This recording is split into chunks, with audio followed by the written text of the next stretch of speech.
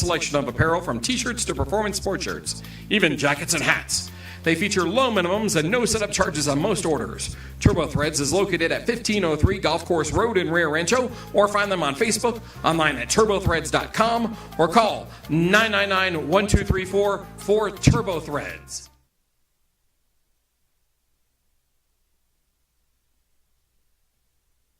We would like to thank the following sponsors for making this broadcast possible.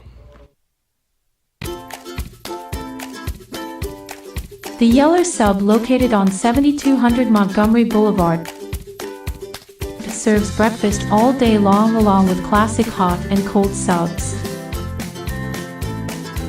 Don't forget about our shakes, malts and floats made with your favorite Blue Bell ice cream. 45 years and still going strong. Come on down to the Yeller Sub, official sandwich of ProView Networks. Hi, my name is Ruben, and I'm with the New Mexico Educational Assistance Foundation.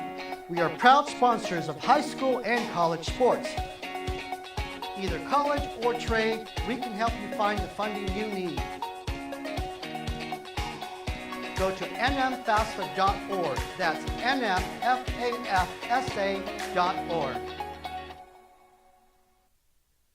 We would like to thank the following sponsors for making this broadcast possible.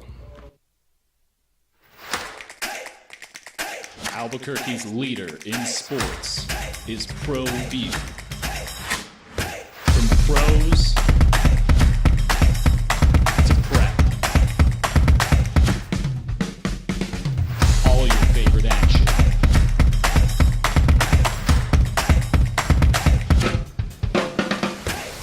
All your favorite talk shows.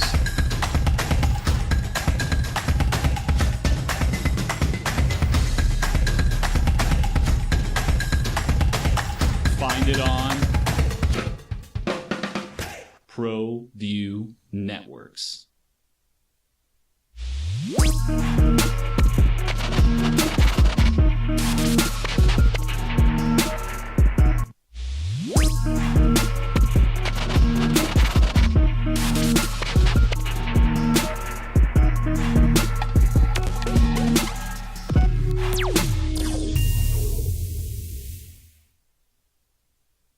We would like to thank the following sponsors for making this broadcast possible.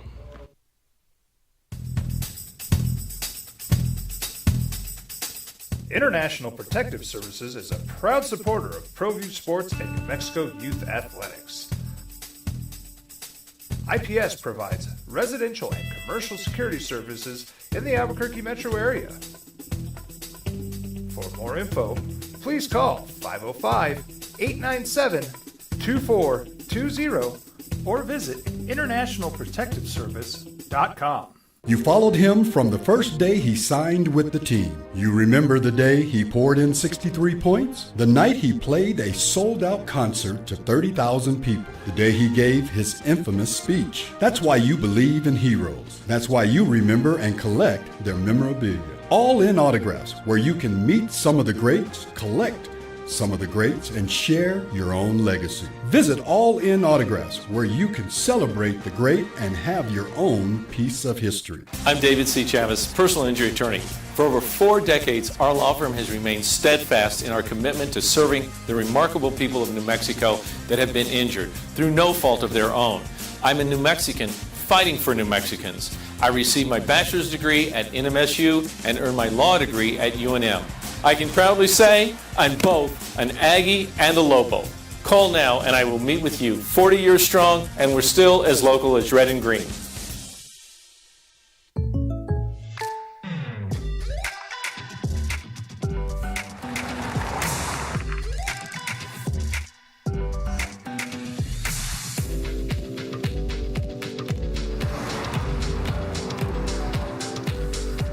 For your surprisingly great race, contact your local State Farm agent today.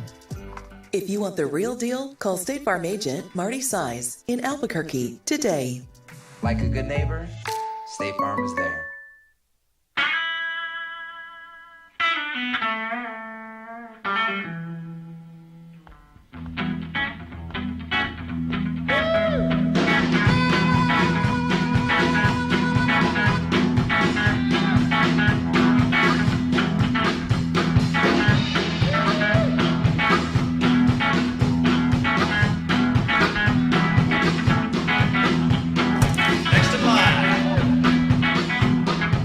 Rudy's is a proud supporter of ProView Networks.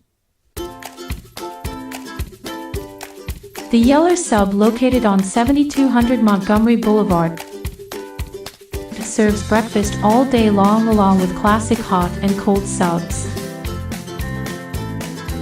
Don't forget about our shakes, malts and floats made with your favorite Blue Bell ice cream. 45 years and still going strong. Come on down to the Yeller Sub, official sandwich of ProView Networks. Now it's the opening drive on 95.9 FM and AM 610, the sports animal. Here's Jeff Symbieta and JJ Buck. How you feeling this morning? Round one of the NFL draft is done. You can say what you want. You can break it down. We also don't want to be on one of those videos where you draft the next elite quarterback and you're one of those fans. It's like, oh, terrible pick. Oh, all you got is a Pro Bowler, all-pro player. Oh, terrible pick. But you know what? That's the fun of it all. That is the reaction of the NFL draft because we are all coaches. We are all NFL general managers. And last night was just the start. You have 6 rounds left, undrafted free agency, so many ways to build your team. But how are you feeling this morning watching the draft picks last night? The playoff action, the NHL action, and now we react to everything. What it do, and welcome in to the opening drive on a beautiful Friday morning in the 5:05. JJ Buck, Zay Johnson with you. Adrian holding it down on ProView Networks. No surprise in the top 3. However, who picked at 2 was a very interesting and pleasant surprise for Jacksonville Jaguar fans. When you look at the top, Cam Ward. Tip your cap. Congratulations. What a journey it was for Cam Ward to go to a 0-star recruit out of high school. Incarnate Word, Washington State, Miami, be flirting with the Heisman Trophy, and now he's the number 1 overall pick. Experience matters. Experience at the quarterback position. We've seen that switch a little bit where teams aren't scared if you're 24 or 25 years old because they want someone that can handle everything that's going to be thrown at them. They want someone that can handle what it's going to take, the work to get it done. In Tennessee, the playmakers, well, they can address that. The rest of the way, they did sign Tyler Lockett just to bring another veteran wide receiver into the fold. We're signing a player that started 38 games in college. Brian Callahan, the head coach there. Similar passing concepts in Tennessee as to what they used at Miami. Strong dude, a lot of confidence. And when you're reading about Cam Ward, someone's like, isn't that a little Will Levis? Like, you got to tone it down a little bit. You need to really just iron out the decision making. But they feel there was a higher upside there with Cam Ward. And now that it's done, only 2 quarterbacks went in the first round. But I want to start with Cam Ward. I know we've talked about it all draft process, the lead up to him going number 1 overall. What does that really do for Tennessee? Like as far as just grabbing Cam Ward, or yeah, because you look at the AFC South. Mm-hmm. And C.J. Stroud came in and changed everything for the Houston Texans. You look at the Indianapolis Colts, and they're keeping their fingers crossed that Anthony Richardson can take that step forward, can develop. But they brought in Daniel Jones to hedge their bets of knowing we might just have to get by at the quarterback position. And coming up, the second part to the Cam Ward question will be what Jacksonville just did. But now having a guy that you think should be on par with C.J. Stroud and Trevor Lawrence in a year or 2. Yeah, I think it was the best choice for Tennessee. Like, they've got the 3rd pick in today's second round. So there's still a lot of receivers on the board. I'm sure it might come up later on in the show, but there's like a shockingly amount of solid receivers that are still on the board, in my opinion. So Tennessee, I mean, you got the quarterback. Now, whether you want to go get a lineman, you can do that. You want to go get him another weapon, you can do that as well.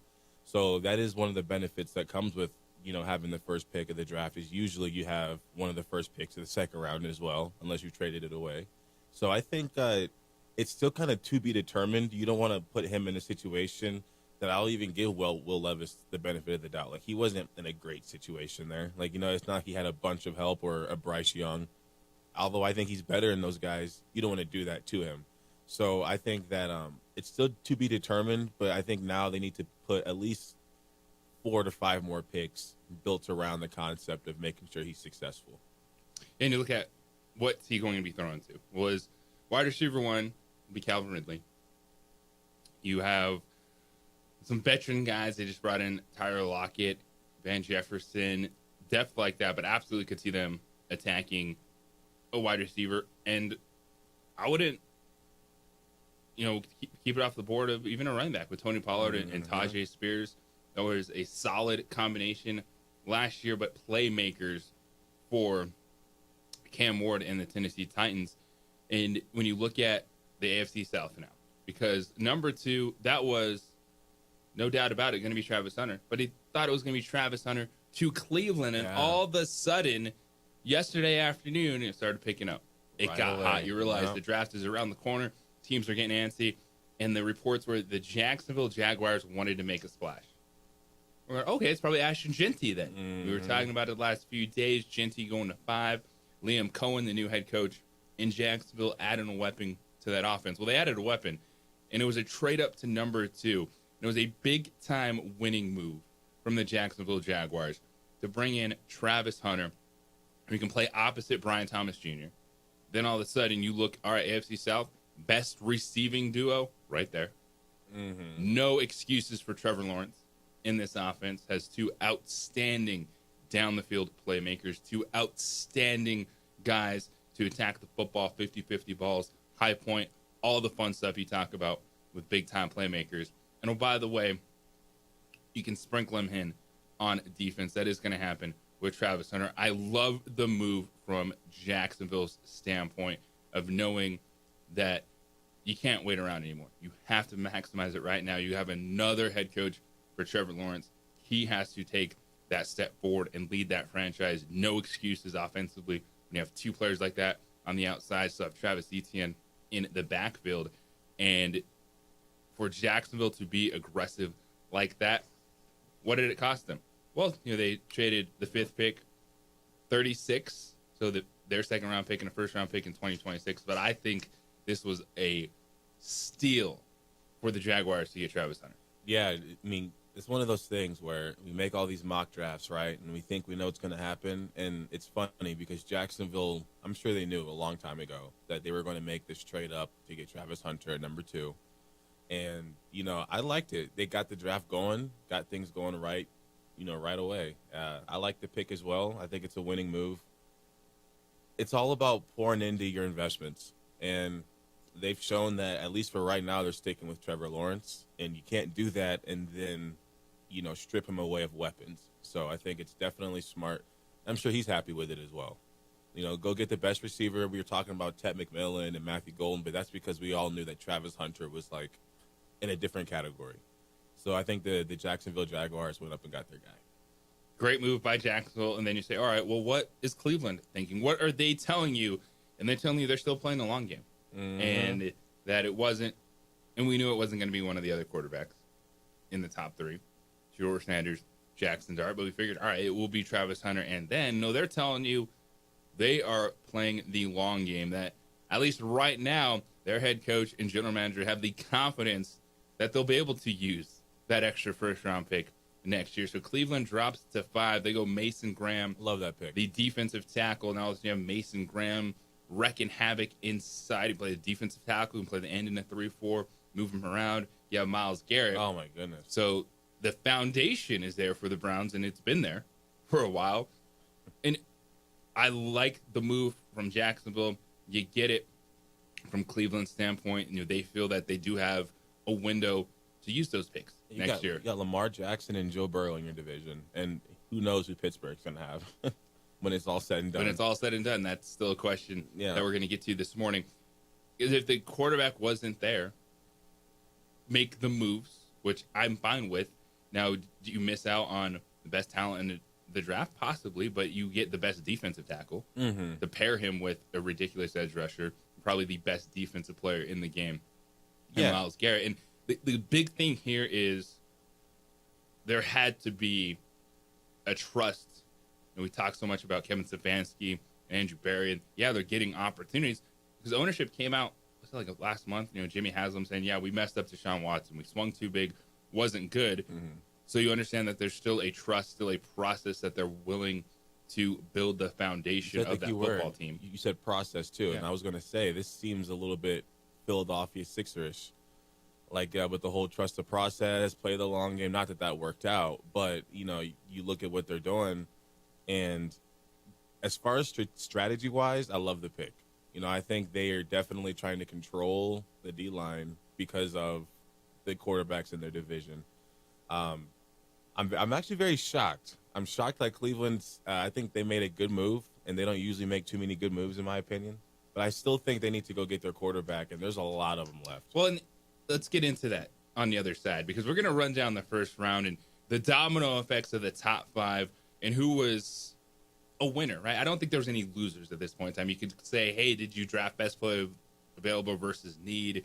Why didn't you get a quarterback? Those are questions we will ask. But the first round was super intriguing. You were sitting back going, all right, what kind of draft is it going to be? You had the movement at the top. You had the Giants coming back in to take a quarterback late in the first round. And the building blocks for a lot of these teams. We said it how many times this week today? It was about the trenches. Yeah. It wasn't going to be sexy. It was about the foundation. And some fan bases are trying to wrap their head around it. We will talk about all those first-round picks this morning, break it down. How you feeling about what you saw, what your team did last night? 505-246-0610. That's the Sports Animal hotline and text line this morning. We got Kenny Thomas joining us at 9 o'clock to dive in. It's all the NBA playoff action. The Nuggets, they got clipped. They be done, but other series are tight. The bounce back, what happens tonight in Minnesota with the Lakers and Timberwolves. And you look at this weekend, can anyone make a pushback in a series? The Knicks response. It was Brunson and Cat time. So much to get to this morning. And it is the opening drive right here on 95.9 FM, AM 610, the Sports Animal.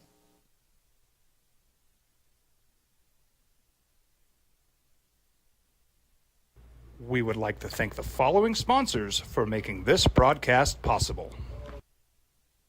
We would like to thank the following sponsors for making this broadcast possible.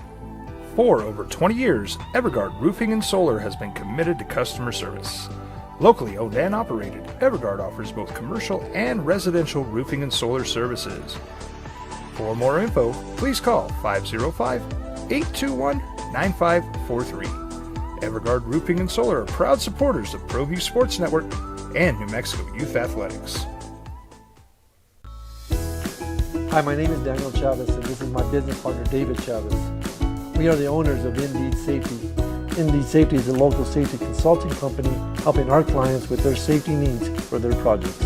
One of the things we pride ourselves as a construction safety company is helping our men and women in construction get home safe every day to their families. Indeed Safety is a proud supporter of ProView Network.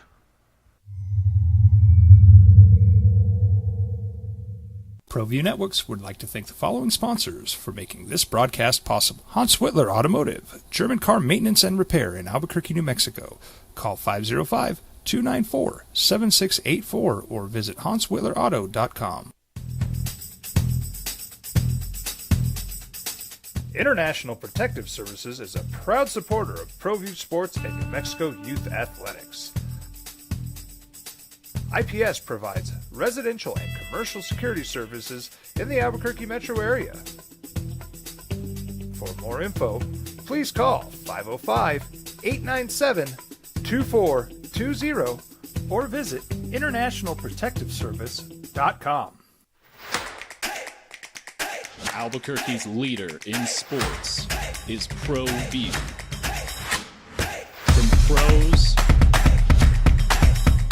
to prep,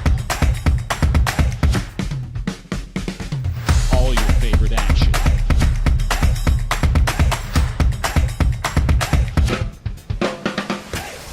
All your favorite talk shows.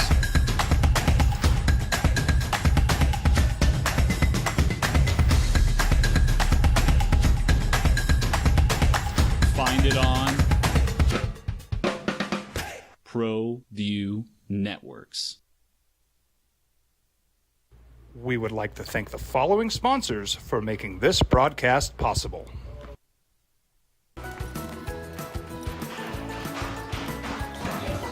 Got shots.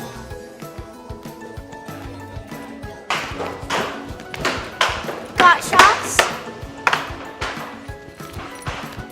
Got shots. During Got Shots, participating providers open their doors for any child who presents for immunizations, regardless of whether they are a patient or whether they have insurance. The Yeller Sub, located on 7200 Montgomery Boulevard, serves breakfast all day long along with classic hot and cold subs. Don't forget about our shakes, malts and floats made with your favorite Blue Bell ice cream. 45 years and still going strong. Come on down to the Yeller Sub, official sandwich of ProView Networks.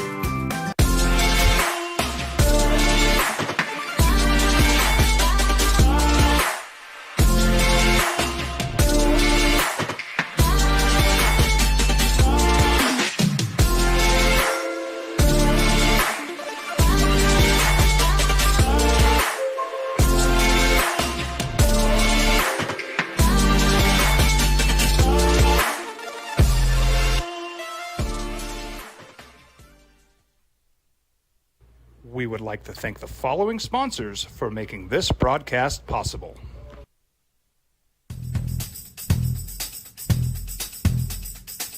International Protective Services is a...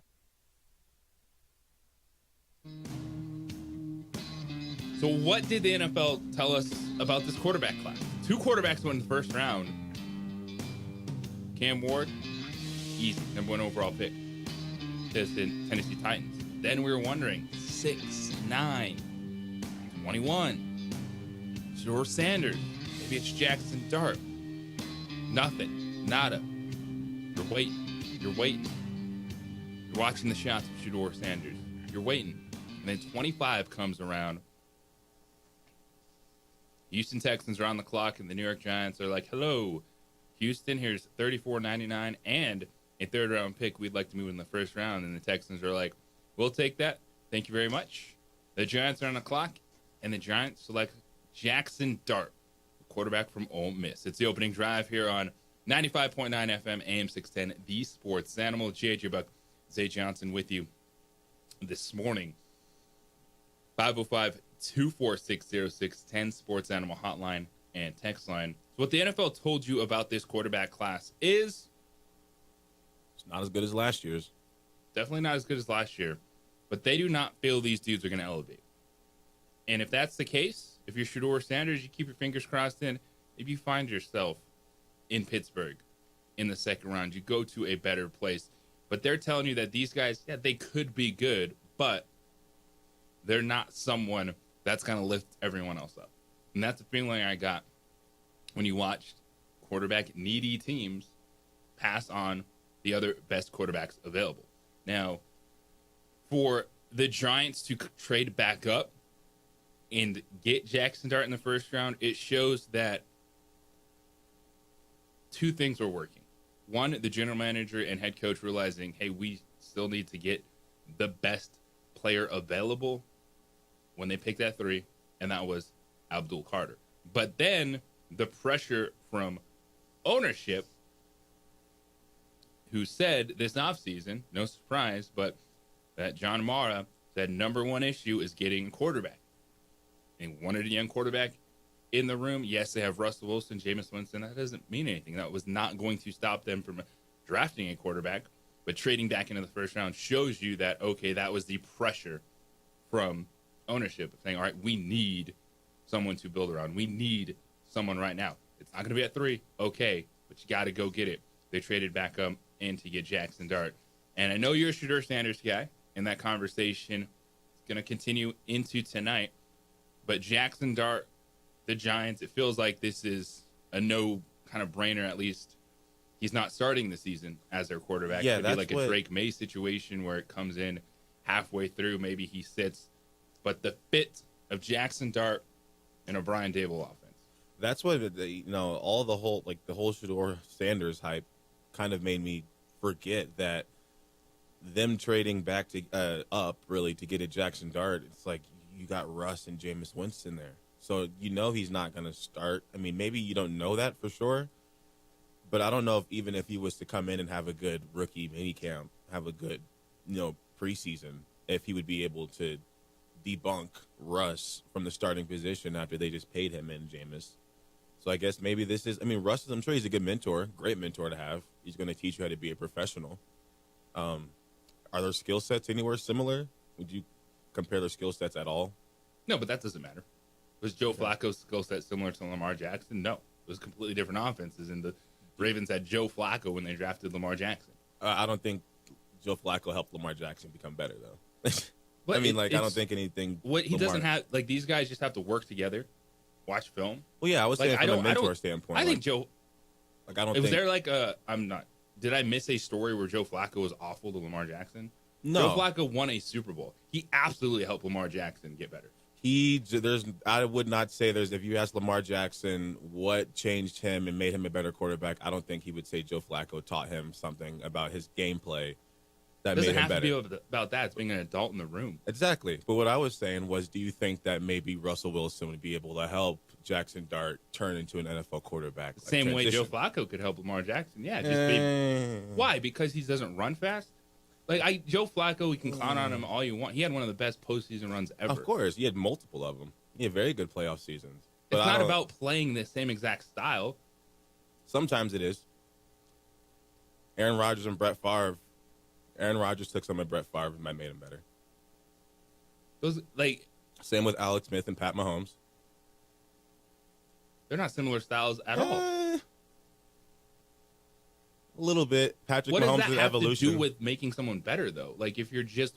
Because you're in practice and you're watching the starter. So if you're saying, okay, he did that and that worked, let me see if I can do that. But if you're Lamar Jackson and you're watching Joe Flacco operate from the pocket, that's not helping Lamar know how to throw in the run. That's not helping him out. Now, could Joe Flacco help Lamar become a professional? Joe Flacco operating an offense absolutely would help Lamar Jackson. Yeah, in some situations. That's where he needed to get better.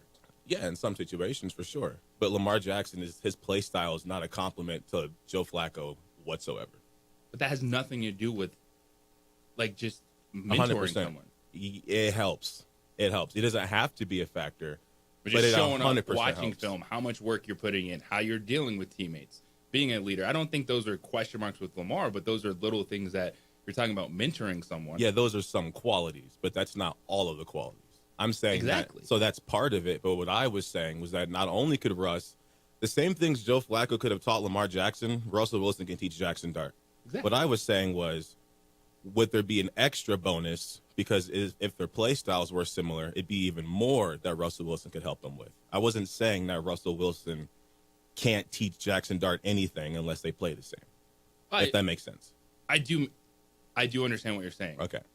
But I don't think this is not a dramatic offensive change. For you think the Giants going from Jackson Dart to Russell Wilson? Okay. Jackson Dart might be a little more athletic, but ultimately all you want from these dudes is to be professionals. It's not everyone's style is a little bit different. Yeah. You definitely need to carry yourself. If we're saying Joe Flacco taught Lamar Jackson something, has not skill traits. Could he teach him about timing and stuff? Absolutely. Yeah. That has nothing to do with the fact Joe Flacco couldn't move and he has to admit. Yeah, of course not. Flacco's still in the league for a reason. Yeah, I'm sure Lamar goes through his reads maybe because he saw Flacco go through them. I bet Flacco probably even Andy Dalton. It's like Andy Dalton. I'm sure he helped Bryce Young. Absolutely. It's profession, man. And this is, I like where you're going with this because I think a lot of times when you bring up Brett Favre and Aaron Rodgers, it sounds like they didn't have a great relationship at all. Aaron Rodgers. So, just about what changes with these offenses. Everything's going to be a little bit different, especially at the quarterback position from one player to another. But I think what we're going to see, Shedeur Sanders, Miller, these guys that might not step in to an opportunity right away to be a starter, a hungry draft class. And a draft class where quarterbacks feel like they have a chip on their shoulder that it might take something to happen, which happens with a lot of players, to open that door, to step up, or if someone get hurt, someone underperforms, open that door, step into it. And not all good quarterbacks are selected in the first round. Now, we know that there's a trend of if you run down the best quarterbacks in the league, usually top half of the first round are first rounders. But when you look at a Shedeur Sanders, a Jalen Milroe, and it doesn't feel like Shedeur necessarily has a learning curve like some of these other quarterbacks we're talking about. But what do you think it is with Shedeur that we feel, all right, this is, the second or third best quarterback in this class. There's quarterback needy teams, and he didn't go in the first round. I mean, he must have been dancing on the tables during the meetings or something. I don't know what he did. What this does for me is it validates those reports that were coming out about him having bad interviews, because I can't see how he actually drops out. Now, there are reports that the Giants liked Jackson Dart more than Shedeur the whole time, so that wasn't really too much of a shocker to me. But Pittsburgh passing on him shocked me. I like the Oregon guy. I love Derek Harmon. I'm an Oregon fan, but that was a wild choice for Pittsburgh. I mean, now if you're a Steelers fan, are you now like hoping for Aaron Rodgers? Right? It's at this point, Shedeur is still there. Like, the draft isn't over. Just because he didn't go in the first round, doesn't mean maybe he's still on the board for Pittsburgh. But you're right. At 21, you're asking yourself, all right, is a good defensive tackle better than a good quarterback? Like, is someone that could be, all right, he's your starting defensive tackle. Is that going to mean more than a quarterback? Especially when you've already got TJ. I mean, he's not a defensive tackle, but he's part of that unit. No, but they're doing exactly what Cleveland is doing, right? They're saying, hey, we feel like this is the better player. We'll address the need somewhere else. And now the fact that Shedeur is still on the board, and it keeps it open because, all right, we were pointing at Pittsburgh makes sense at that point in time. Mike Tomlin, you do have an established franchise. It doesn't feel like the noise of Shedeur Sanders and Deion Sanders is going to dictate anything for the Pittsburgh Steelers. Like, they're not going to make decisions based on that. Oh, no. But when you look at Shedeur's camp, it's more fuel to the fire. And the chip on the shoulder. And where does he go? Because he's going to go in the second round. Now, when we come back on the other side, Cleveland, ... the Raiders, teams at the top of the second round. Is this the opportunity to take Shedeur Sanders? We'll get into that. 505-246-0610, Sports Animal Hotline and text line this morning, plus the reactions to the other first-round picks. We have Lobo basketball to talk about this morning, an update on an MTE the Lobo men will be playing in next season. Lobo women keep it in the family as they get a forward signed to the roster yesterday. Kenny Thomas set to join us at 9 o'clock this morning. It is the opening drive here on the Sports Animal. This report is brought to you by...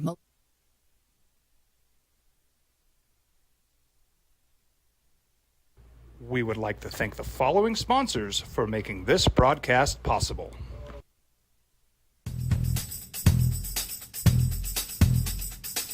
International Protective Services is a proud supporter of ProView Sports and New Mexico Youth Athletics.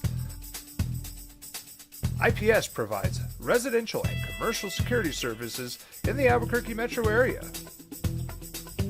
For more info, please call 505-897-2420 or visit internationalprotectiveservice.com. From the Sandia foothills to the banks of the Rio Grande, generations of families remain. For 5 generations, Gallus Chevrolet has handed down values written in stone, leading the way under sun-filled skies, past the vintage glow of Route 66. Built by generations past, built for generations to come. This is New Mexico. This is Gallus. I'm a Blaze King customer, and I have been for the last 10 years. Blaze King stoves are very efficient, they're easy to maintain, and they use a lot less wood than you would typically use with a fireplace. Blaze King, that's a fire. The heat is on when it's a Blaze King wood stove, controlling heat up to 40 hours on a single load of wood with a built-in thermostat. See for yourself at either Blaze King showroom, Albuquerque and Santa Fe. Blaze King, and now that's a fire. I'm David C. Chavez, personal injury attorney. For over 4 decades, our law firm has remained steadfast in our commitment to serving the remarkable people of New Mexico that have been injured through no fault of their own. I'm a New Mexican fighting for New Mexicans. I received my bachelor's degree at NMSU and earned my law degree at UNM. I can proudly say I'm both an Aggie and a Lobo. Call now and I will meet with you. 40 years strong, and we're still as local as red and green.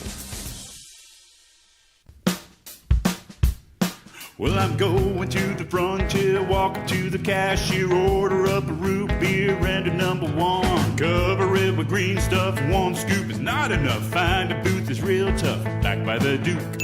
Meet my family, meet my friends in the quirkiest restaurant I have ever been. All of Albuquerque's favorite spot, it's the Frontier Restaurant. The Frontier Restaurant is a proud supporter of ProView Networks. We would like to thank the following sponsors for making this broadcast possible. You followed him from the first day he signed with the team. You remember the day he poured in 63 points? The night he played a sold-out concert to 30,000 people. The day he gave his infamous speech. That's why you believe in heroes. That's why you remember and collect their memorabilia. All in autographs, where you can meet some of the greats, collect some of the greats, and share your own legacy. Visit All In Autographs, where you can celebrate the great and have your own piece of history. Hi, my name is Ruben, and I'm with the New Mexico Educational Assistance Foundation. We are proud sponsors of high school and college sports. Either college or trade, we can help you find the funding you need. Go to nmfafsa.org. That's nmfafsa.org. TurboThreads is a proud sponsor of ProView Networks. Almost 30 years of experience means fast service, great prices, and a wide selection of apparel from t-shirts to performance sport shirts, even jackets and hats. They feature low minimums and no setup charges on most orders. TurboThreads is located at 1503 Golf Course Road in Rio Rancho, or find them on Facebook, online at turbothreads.com, or call 999-1234 for TurboThreads. Albuquerque's leader in sports is ProView. From pros to prep, all your favorite action.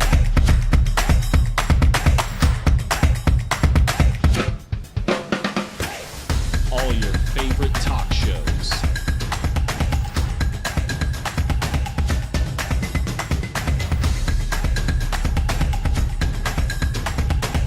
Find it on ProView Networks. Don't sacrifice quality and flavor when you're in a hurry. Golden Pride offers ribs, fried chicken, red and green chili breakfast burritos, and Frontier sweet rolls. 4 great locations, or visit us online at goldenprideabq.com. Golden Pride Barbecue Chicken and Ribs are proud supporters of ProView Sports. You followed him from the first day he signed with the team. This video. And I want to know, when the Dallas Cowboys were on the clock at 12, what you were thinking, and then what you felt when Dallas submitted their selection and Roger Goodell comes out. Or I don't know if someone else announced their pick. I didn't see that part. But when their pick was announced, and they're like, guard Tyler Booker, Alabama. What you were feeling in that moment? It felt like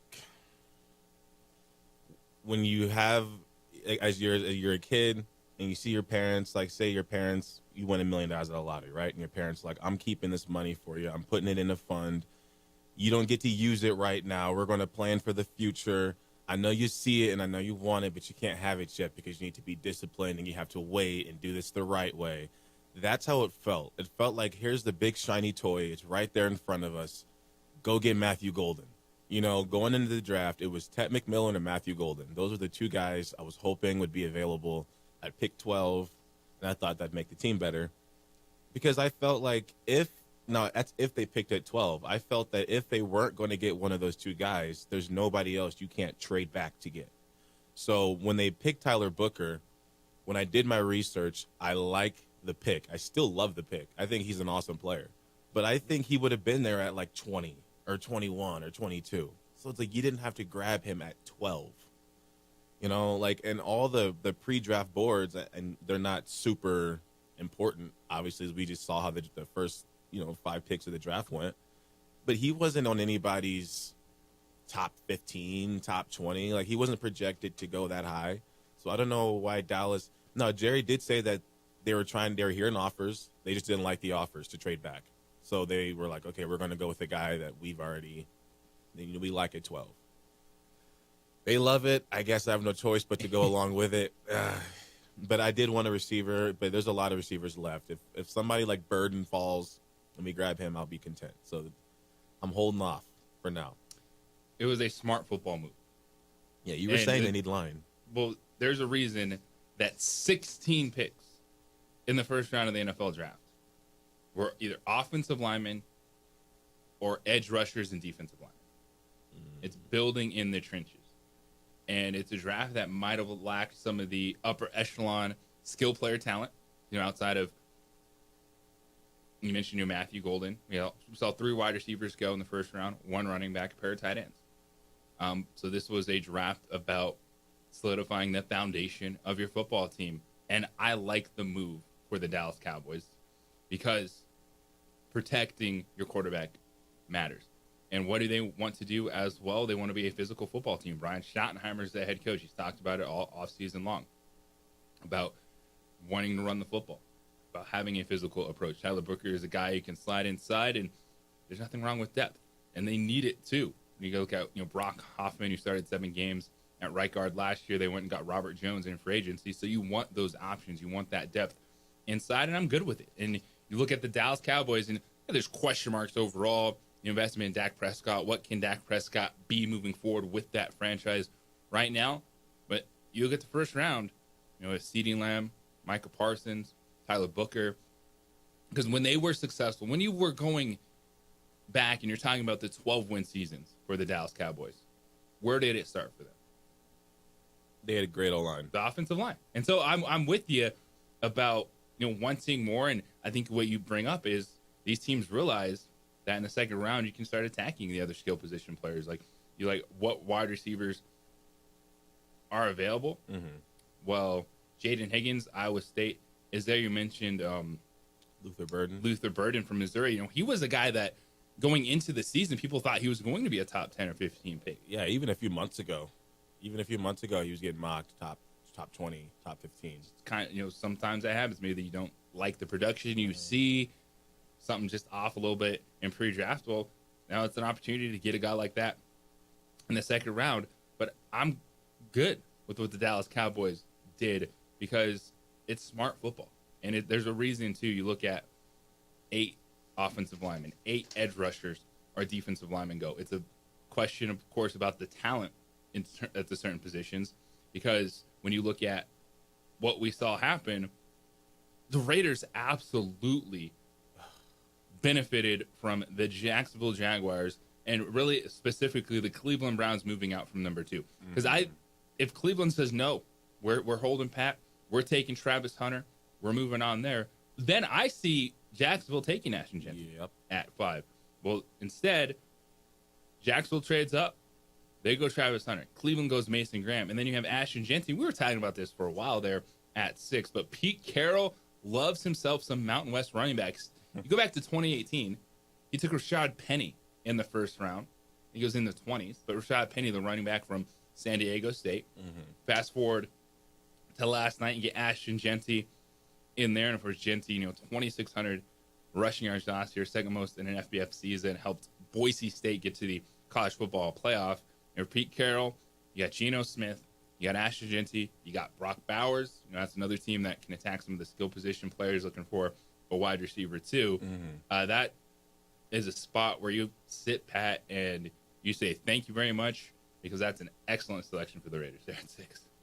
Yeah, that's the pick I think we all knew was coming once they were on the clock. great pick for him. I'm very jealous. I'm very, very jealous. But, get that line ready, and they better go ahead and make sure he does have some blockers. Although we've seen him operate without blockers, it'd be nice to get him some weapons. But, I think the NFL's better when the Raiders are better. So part of me approves. Especially in that AFC West, as we've discussed, the combinations now. It's Andy Reid and Patrick Mahomes. Harbaugh and Herbert trying to create something. Bo Nix and Sean Payton. And now Pete Carroll and Ashton Jeanty trying to carve their way in there with Geno Smith at quarterback. 505-246-0610. Continue to dissect the first round. And, of course, injuries pushed down some players. And the teams in the Super Bowl just got that much better. We'll talk about the back end of the first round and how you can win and then still add top talent in the draft. We'll hit that next. It is the opening drive here on The Sports Animal. This report is sponsored by Lowe's.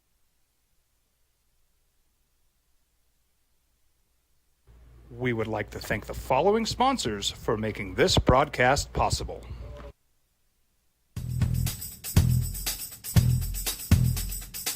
International Protective Services is a proud supporter of ProView Sports and New Mexico Youth Athletics. IPS provides residential and commercial security services in the Albuquerque metro area. For more info, please call 505-897-2420 or visit internationalprotectiveservice.com.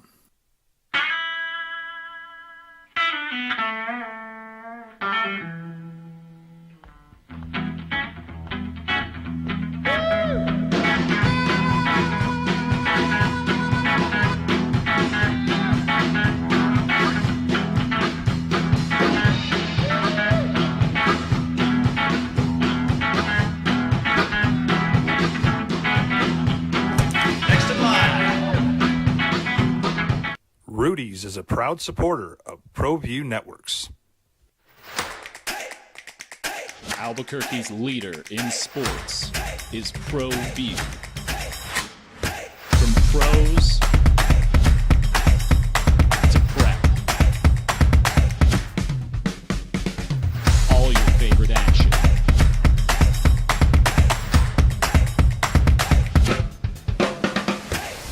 All your favorite talk shows.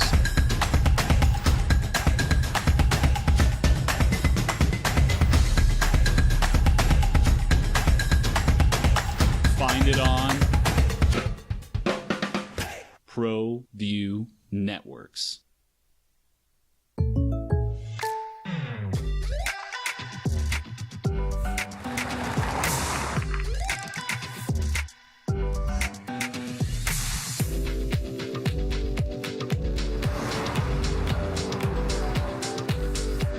For your surprisingly great rates, contact your local State Farm agent today.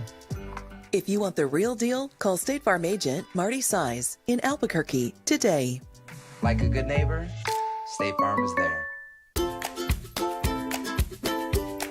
The Yeller Sub, located on 7200 Montgomery Boulevard, serves breakfast all day long along with classic hot and cold subs. Don't forget about our shakes, malts and floats made with your favorite Bluebell ice cream. 45 years and still going strong. Come on down to the Yeller Sub, official sandwich of ProView Networks. We would like to thank the following sponsors for making this broadcast possible.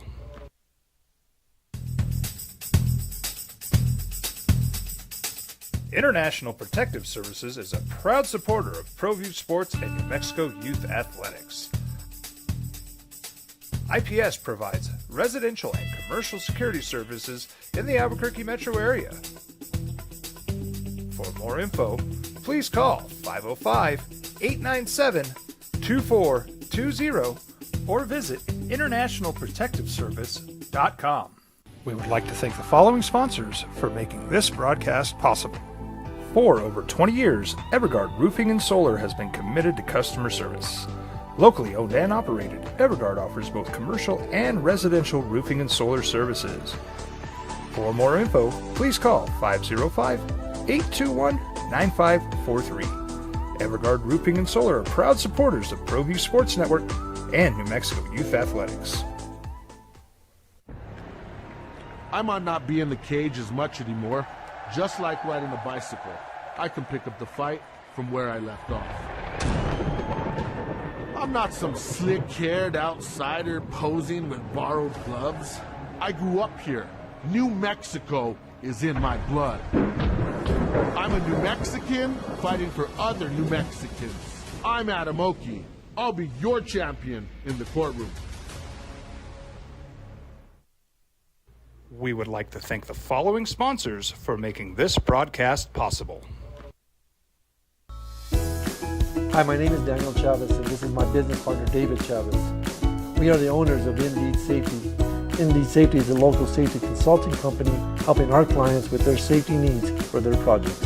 One of the things we pride ourselves as a construction safety company is helping our men and women in construction get home safe every day to their families. Indeed Safety is a proud supporter of ProView Network.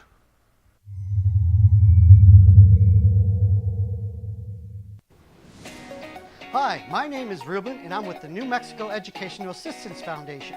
We are proud sponsors of high school and college sports. Either college or trade, we can help you find the funding you need. Go to nmfafsa.org. That's nmfafsa.org.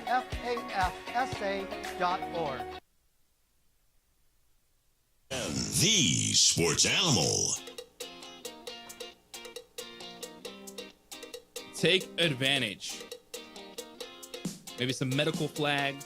No character issues for the last two players drafted in the first round, but two players that could have easily been top 15, top 20, dealing with some injuries. Slide and the rich get richer. That's always the question. But if you're not drafted high, how are you ever going to get your quarterback? How are you going to get elite talent? The draft is 7 rounds, and this league is also full of undrafted free agents. It's an inexact science, but it's one we saw last night. 32 selections in the first round. How you feeling about what your team did and what you want to see your team do to back up what the player they took in the first round, or if your team didn't have a selection, you traded out. The Rams, the Houston Texans, acquiring some more ammunition in the future. And the quarterbacks, 2 were selected. Cam Ward, number 1 overall, and Jackson Dart. New York Giants trade back in with the Houston Texans. Take the quarterback out of Ole Miss. JJ Bucks A. Johnson with you this morning here on The Sports Animal. Adrian holding it down on ProView Networks. And how do you stay good? Well, it's taking advantage of the board when it falls your way. You look at the Super Bowl champs, Philadelphia. What do? They know how to draft defense. They attack the best football conference in college football. That's the SEC. They go defensive tackle, edge rusher, linebacker, but guys from Georgia, guys from Alabama. And they did it again. Jihad Campbell, linebacker from Alabama, who racked up 117 tackles, first team all SEC selection. Little injury question mark, but not something that's going to keep him off the field. A see-ball, get-ball linebacker for Vic Fangio. And here you go. Just another piece to that puzzle, another defender that Philadelphia hits on in the first round. And Kobe Dean out of Georgia, he's recovering from a torn patella tendon. So Campbell's going to have an opportunity to step in that linebacking core. And it's the front 7. It's the trenches that you have to solidify, and Philadelphia does it again. Yeah, to Jerry's defense, I mean, what are you supposed to do when Philly keeps doing this every single year, over and over? They're just pouring into the D-line. I think it's very, very smart. I hate Philadelphia, but you'll never hear me throw any shade at Howie. He's always pulling strings. It seems like they have infinite money when it comes to free agency. When it comes to draft, it's like they're paying teams to not take players so they can fall to them. I don't know how they do this every single year.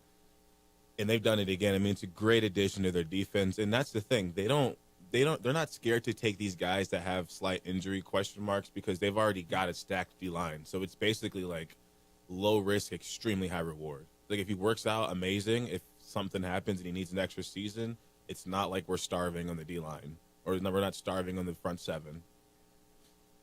Yeah, and so Philadelphia hits another big-time defensive player in the first round. And then Kansas City. And they've been chasing tackles for a while. It's one thing they got to solidify the offensive line.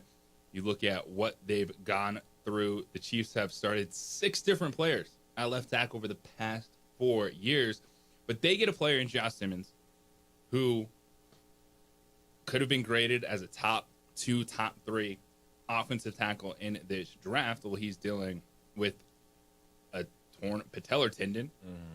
Ouch. That he suffered in October. So his draft process was all about rehabbing, which put on the film. People really liked what they saw about Josh Simmons, the offensive tackle from Ohio State. They hit on him at 32. They signed Jalen Moore. In free agency, it's about depth, but you're looking at a guy, if he's healthy, he's the starting left tackle or right tackle for Kansas City. And to get a guy that you believe you could slide in and start from day one at 32, that's why these teams keep winning. Yeah, and you want to talk about get a guy to protect your quarterback. It really, really applies to Kansas City because not only do you have to keep Mahomes healthy, he's had injuries, number one, but also look at how he lost the Super Bowl. I mean, the reason it was so lopsided was directly because of that defensive line. And you watch Philadelphia go get another defender right before you, it only made sense for the Kansas City Chiefs. And I've noticed with offensive linemen, like with these injuries, if they can just get their strength back, they're fine. So it's not like a receiver that goes through one of these injuries and it's like, okay, so you're going to lose that quick twitch. I think it's very, very, it's comforting to be able to draft a lineman, especially when his injury was way back in October, because he's got a long, he's got a lot of time to recover. And he's lineman off the board. We saw the Jets go with Armin Membu out of Missouri. They'll plug-and-play tackle.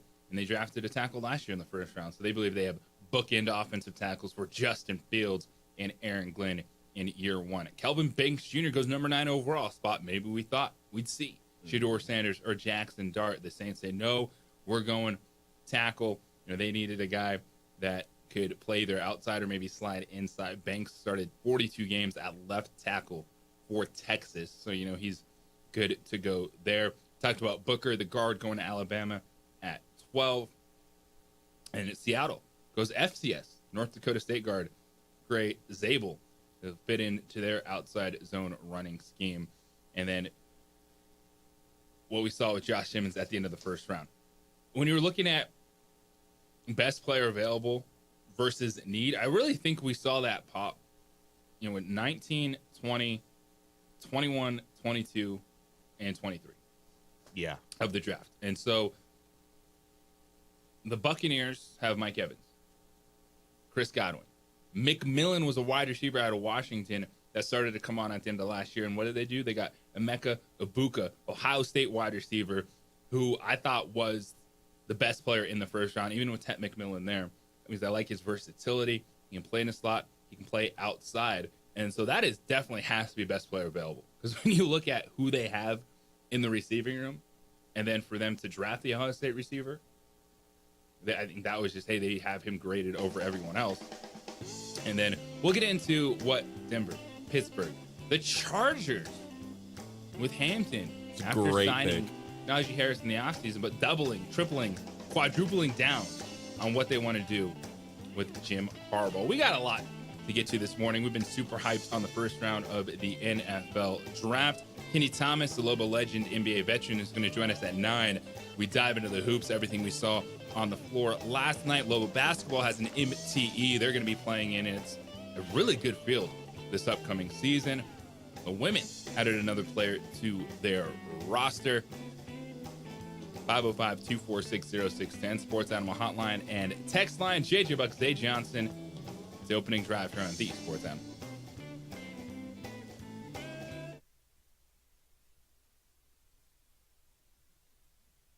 We would like to thank the following sponsors for making this broadcast possible. Albuquerque's leader in sports is Pro Beauty. From pros to prep, all your favorite action.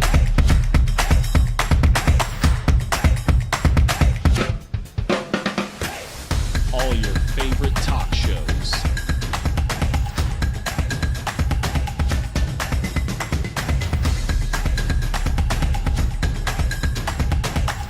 Find it on ProView Networks.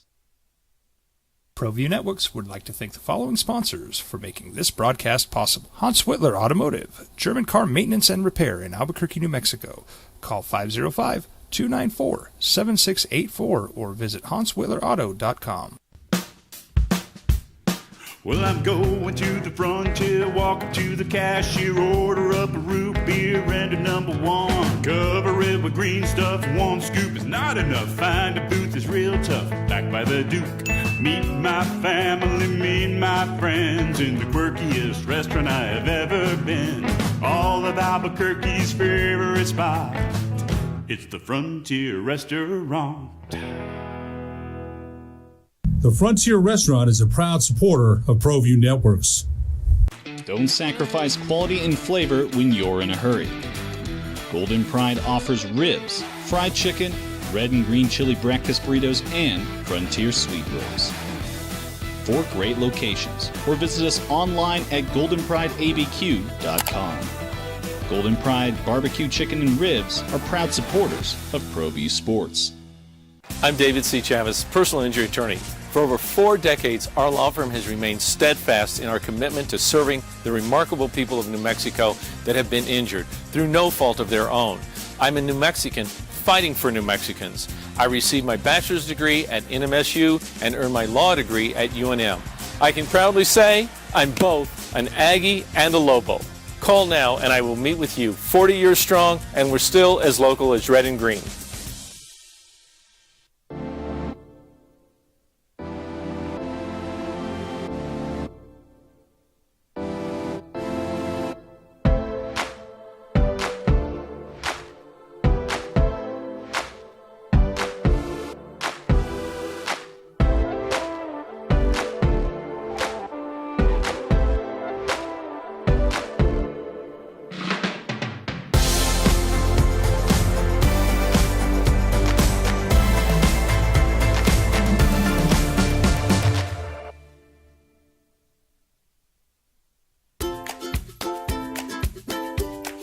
The Yeller Sub, located on 7200 Montgomery Boulevard, serves breakfast all day long along with classic hot and cold subs.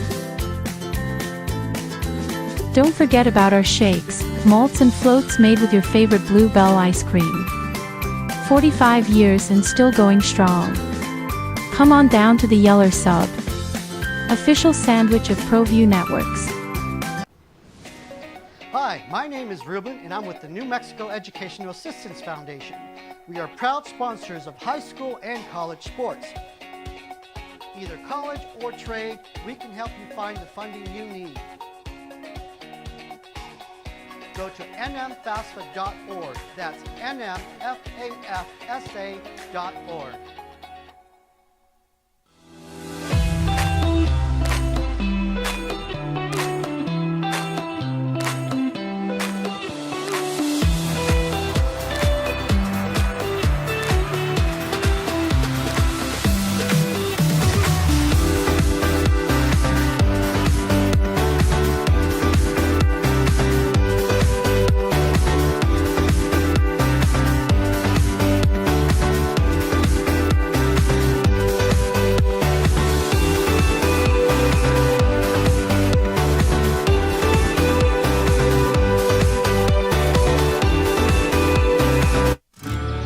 From the Sandia foothills to the banks of the Rio Grande, generations of families remain.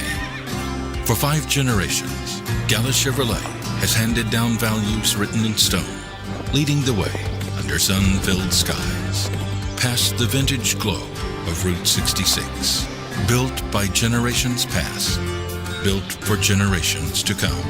This is New Mexico. This is Gallus. I'm a Blaze King customer, and I have been for the last 10 years. Blaze King stoves are very efficient, they're easy to maintain, and they use a lot less wood than you would typically use with a fireplace. Blaze King, that's a fire. The heat is on when it's a Blaze King wood stove, controlling heat up to 40 hours on a single load of wood with a built-in thermostat. See for yourself at either Blaze King showroom, Albuquerque and Santa Fe. Blaze King, and now that's a fire. We would like to thank the following sponsors for making this broadcast possible.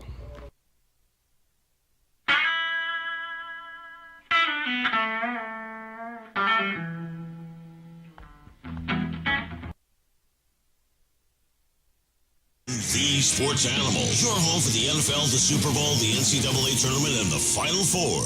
Now it's the Opening Drive on 95.9 FM and AM 610, the Sports Animal. Here's Jeff Symbieta and JJ Buck.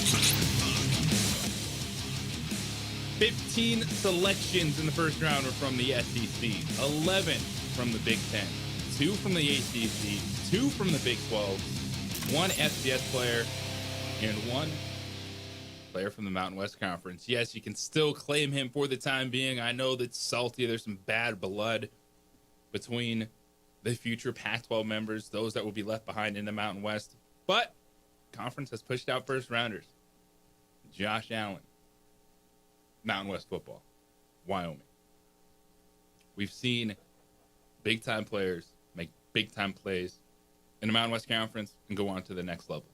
The newest one, Ashton Jeanty, 6th overall pick to the Las Vegas Raiders. So Pete Carroll has another running back to lean into, and he likes himself some Mountain West running backs. Back in 2018, he took Rashad Penny from San Diego State in the first round when he was in Seattle, but he gets a next-level guy last night. NFL Draft Round 1 in the books. So what do you make of what your team did, how the draft board fell from top to bottom? Shedeur Sanders, not selected. Jackson Dart was the second quarterback off the board, with the Giants trading back up into the first round. Put some respect on the Mountain West. How about it? Go. Mountain West Conference on that list. So easy to dismiss the Mountain West. Oh, they play in the Mountain West. Oh, they play in the Mountain West. Well, these guys that are dominating the Mountain West are starting to go first round. So what do you guys say about that? Yeah, and I'm looking at Boise State, too, thinking, all right, you're running away from the conference to be that much better. Been pretty good. If I'm not mistaken, I just watched you have a top 4 team and get to the college football playoff. But it's going to be so much better in this new magical conference. We don't even have an 8th team playing football yet moving forward. That's a discussion for a different day. 505-246-0610, Sports Animal Hotline and text line for you this morning. Your thoughts on the draft, everything else that was going on too last night. The NBA playoffs, we'll dive into that with Kenny Thomas coming up at 9 o'clock. What we saw from the Knicks and Pistons going back and forth, Jalen Brunson, Karl-Anthony Towns, the takeover, which you had to see in Game 3, is Cat going off. You know Brunson's going to get his, but they needed Karl-Anthony Towns to be the second best player on the floor. Cade Cunningham, not quite there last night, even with some of the other offensive performances we saw from the Pistons. The Clippers, why they were one of the best teams in basketball the last 3 weeks. They embarrassed the Denver Nuggets last night, just blowing them out the built, 117-83. That series is over. Done. Are the Denver Nuggets. We'll get into that with Kenny Thomas. Get to the phones. Travis, you're on the opening drive. What's going on, man? How you doing? Good morning, fellas. Happy Morning. Friday. Happy Friday to you as well, Travis. Listen, last night was a lot of fun. A lot going on. Flipping between the Blues game, the draft. There's NBA playoff basketball going on. The This is an UFL. exciting time. This is going to be an exciting weekend. Lakers in 5. Let's go. But Yeah. listen, if you were a gambling man last night and you took Ashton Gentry to get drafted out of the top 5 and Shedeur Sanders to not be drafted in the first round, you'd be a very, very rich man today. Very rich man. So I think Pete Carroll found his Marshawn Lynch kind of look-alike. In my view, I think Gentry deserved the Heisman. I'm a little biased, though. Mountain West Conference, let's go. But I think the rest of the draft, in my view, it's going to be unfortunate for a lot of these players because all of these guys, if you get drafted in the second round, the third round, you deserve your flowers. You deserve all of the accolades because of your hard work. And I think today, especially tonight, there are going to be a lot of skill positions that are going to come off the board. And the only thing that ESPN is going to be counting down is, well, Shedeur didn't get drafted in that spot. Shedeur didn't get drafted in that spot. Shedeur didn't get drafted by that team. And I think it really robs a lot of these players of their storyline. And if you had any question at all about how much this game means to these players, all you got to do is listen to Cam Ward's interview after he got drafted number 1 overall, and he is in tears. And that just, it's attributable to the amount of hard work that he's put in. 0-star recruits coming out of high school. Now he's the number 1 overall pick. And if you don't think that means a hell of a lot to these guys, that it's not just about the money, that it's about the payoff and the recognition of their hard work, then you're dead wrong. And I think finally, I guess my question to you guys is, we've seen a lot of great college football players who became Hall of Fame NFL players have their numbers retired. John Elway, Troy Aikman, the list goes on. Does Shedeur Sanders get his number unretired? So if all you've done in college ball at the D1 level is complete mediocrity and you're not drafted in the first round, why is your number getting retired? Anyway, that's it for me. Have a good weekend, guys. We know the answer to that question.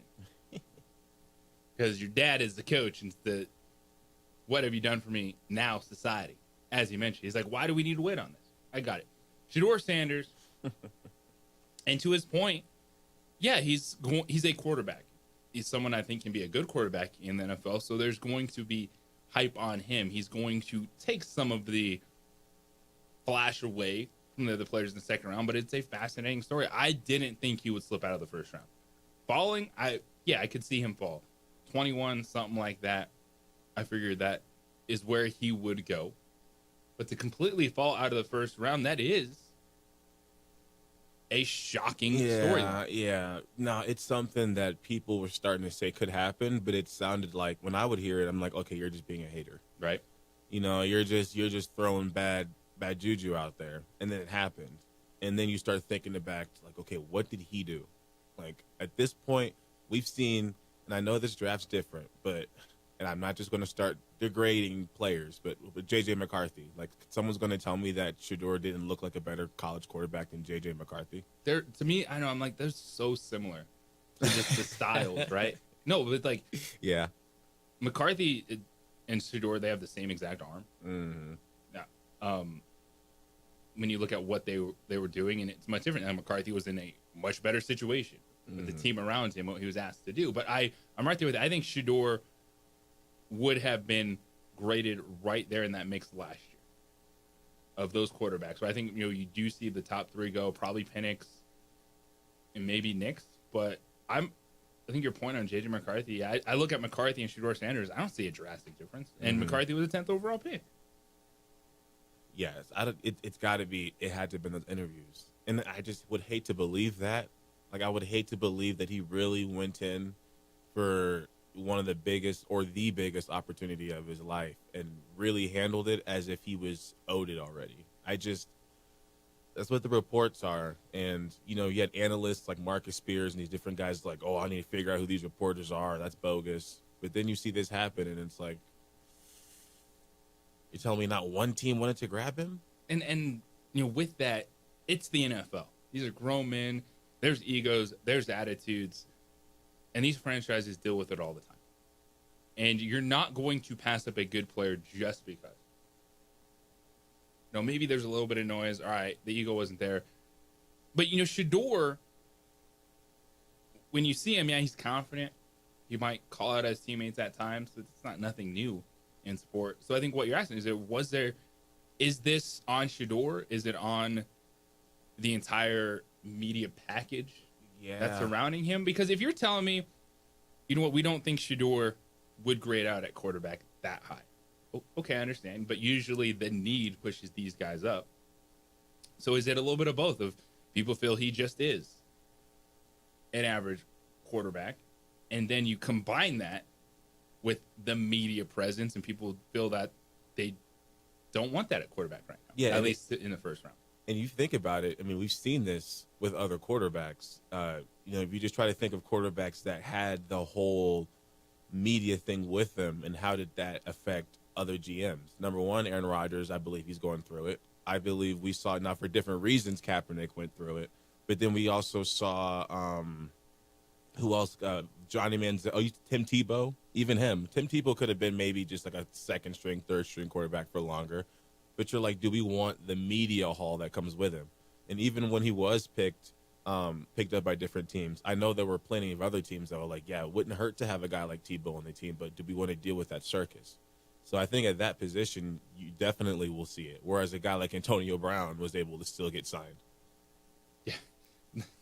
There's certain positions you definitely, doesn't matter the talent, you're going to get opportunities. But this one is interesting where people just don't feel the talent outweighs some of the noise to make him a first-round pick in the NFL draft. But the question to you, Zay, and then we'll take this break, is he going to second round? And if so, what's the best destination at this point for Shedeur Sanders? The point is, he's going to be the talking point. He's going to have the headlines, but the NFL draft continues. A lot of good players on the board. First round in the books. How you feeling about what your team did? 505-246-0610, Sports Animal Hotline and text line this morning. We got a sweet deal for you. We got Nick Nee, too. We're going to catch up with him for a few minutes at 8:30. San Diego Golf Club. Get your golf tip. Get that started as it's beautiful weather. The Masters just a couple weeks ago. He was out there. What did he think of the grounds, Augusta National, what Rory McIlroy did, and how to kickstart your game if it's time to get back on the golf course for you? It's the opening drive here on the Sports Animal. This report is sponsored by...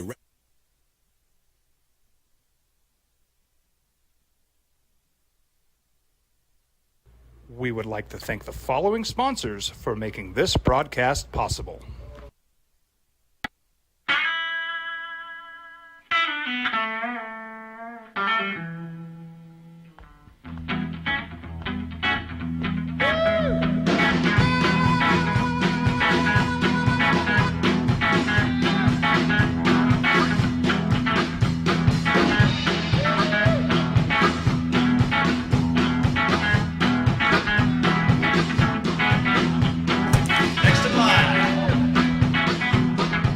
Rudy's is a proud supporter of ProView Networks.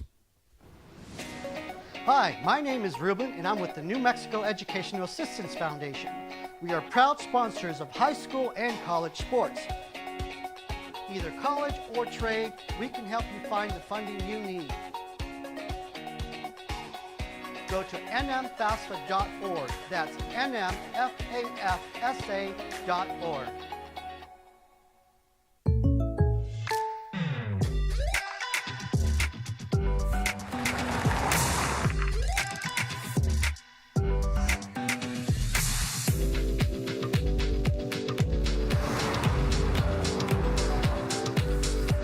For your surprisingly great rates, contact your local State Farm agent today. If you want the real deal, call State Farm agent Marty Size in Albuquerque today. Like a good neighbor, State Farm is there. We would like to thank the following sponsors for making this broadcast possible. We would like to thank the following sponsors for making this broadcast possible. For over 20 years, Everguard Roofing and Solar has been committed to customer service. Locally owned and operated, Everguard offers both commercial and residential roofing and solar services. For more info, please call 505-821-9543. Everguard Roofing and Solar are proud supporters of ProView Sports Network and New Mexico Youth Athletics. I might not be in the cage as much anymore. Just like riding a bicycle, I can pick up the fight from where I left off. I'm not some slick-haired outsider posing with borrowed gloves. I grew up here. New Mexico is in my blood. I'm a New Mexican fighting for other New Mexicans. I'm Adam Oki. I'll be your champion in the courtroom. Hi, my name is Daniel Chavez, and this is my business partner, David Chavez. We are the owners of Indeed Safety. Indeed Safety is a local safety consulting company helping our clients with their safety needs for their projects. One of the things we pride ourselves as a construction safety company is helping our men and women in construction get home safe every day to their families. Indy Safety is a proud supporter of ProView Network.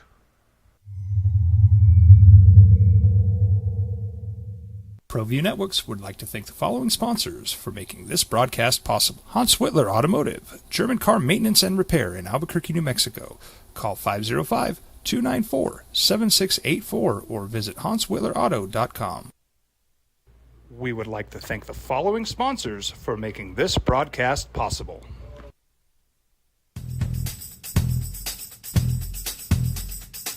International Protective Services is a proud supporter of ProView Sports and New Mexico Youth Athletics.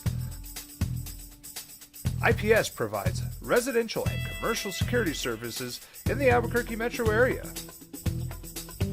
For more info, please call 505-897-2420 or visit internationalprotectiveservice.com. We would like to thank the following sponsors for making this broadcast possible. Albuquerque's leader in sports is ProView. From pros to prep.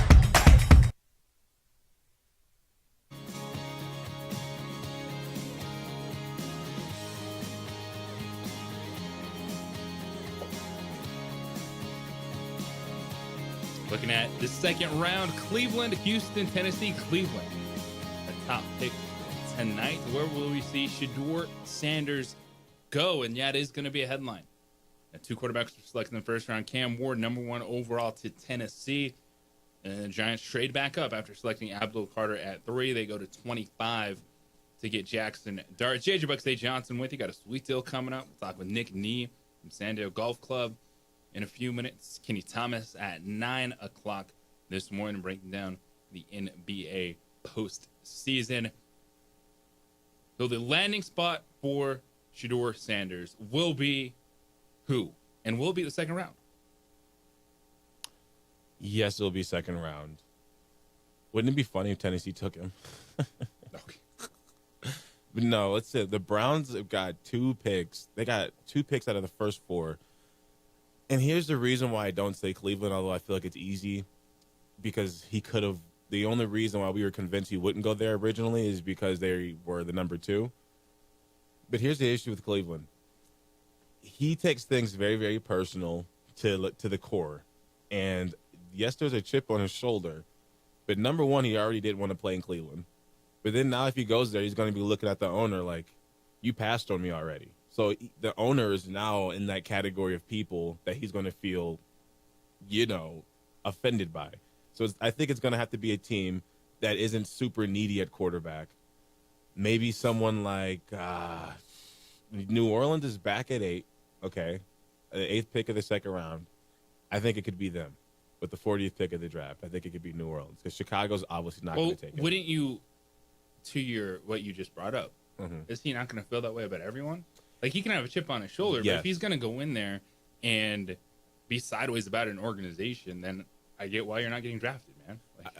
Number 1, exactly. That's apparent. Okay, so like that part of the thing is now obviously apparent because he did get passed on. So now I feel like that kind of exposes his interview process without us knowing what happened, because it's obviously it has to be what it was.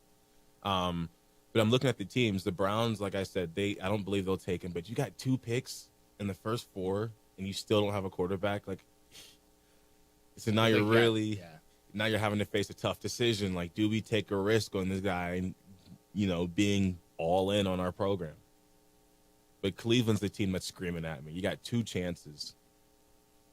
Yeah, Cleveland. I think what you said too, when you look at what destinations would make sense, what would be a solid foundation. The Saints, 8th pick of the second round, Kellen Moore. All right, you got the offensive tackle at 9, and now you can look potentially the quarterback of the future. We still got so much to debate when it comes to the quarterbacks that were not selected in the first round, breaking down the first round of the NFL draft. But you know what time it is. It's around 8:20 on a Friday, and we have a sweet deal for you. And this morning, we are hooking you up. You want good food. You want the ability to eat a lot of that good food. Well, it's Tomato Cafe, our sweet deal this morning. Kurt is joining us in studio. Good morning, Kurt. How you doing? Good morning. How are you? I'm doing fantastic, and thank you for coming in and doing this, but then hooking us up with a fantastic breakfast. It just smells so good in that break room, and people might be going, Tomato Cafe, I might have heard about it. I see you guys all the time because I work out right there in that area, and doing my workout, and I'm like, man, that smells good. I might have to go after lifting and get some of that food, and you guys have it covered. The buffet style, the Italian food, the beverages, it is everything you can do to yourself right there. Yes, yeah. We're an all-you-can-eat concept of pizza, pasta is our main dishes, but we do have some homemade soups as well as fresh salad bar and fresh vegetables. And our meatballs are awesome, which are in the back. Hope you get to try some. I'm gonna hit those up. I saw that walking back here. I'm like, I need some of those. Yeah, for sure. Yeah, and you know, with the cafe style, as you said, I like too the aspect of fresh, and you brought it up as you add fresh things in there, because I know sometimes buffets, people are like, I don't know, how long has that been sitting there, and that's not going to be the case when you go to the Tomato Cafe. Yeah, no, we pride ourselves in fresh, high quality food, as well as serving our customers with a friendly attitude. So we really pride ourselves on that. Now you need to get this in your lunch rotation, in your evening rotation. So it's Paseo del Norte and San Pedro. Yes, sir. Right there, in that shopping center, easy location to get to. Yep, easy to find. We're just east of the Lowe's and Target there. And so you get yourself a loyalty stamp card. Yes. So you're gonna go, you're gonna drink, you're gonna eat, but then you get some perks as well. Yes, sir. So we still do a little old school with the business card, and we stamp it, but it's something that's kind of been ingrained in us. And Tuesdays you do get double stamp, but after 9 stamps you get a free meal. A free meal. That's fantastic. This is great. Great food, great service, good atmosphere, and the sweet deal today for just $30. You can get yourself $60 to spend at Tomato Cafe. And I know it smells good, it tastes good, and you're going to be seeing a lot of us at Tomato Cafe, Kurt. So we appreciate you this morning. Awesome. Thank you. I appreciate it. When we come back on the other side, we're going to catch up with Nick Nee, San Diego Golf Club. He was at Augusta. What did he think of Roy McIlroy's performance? And to help your golf game, it's spring. It's time to get back on the course. We'll talk with Nick after this here on the Sports Animal. Brought to you by Lazy Boy Furniture. We would like to thank the following sponsors for making this broadcast possible.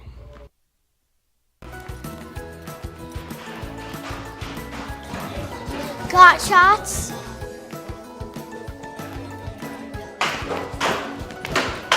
Got shots.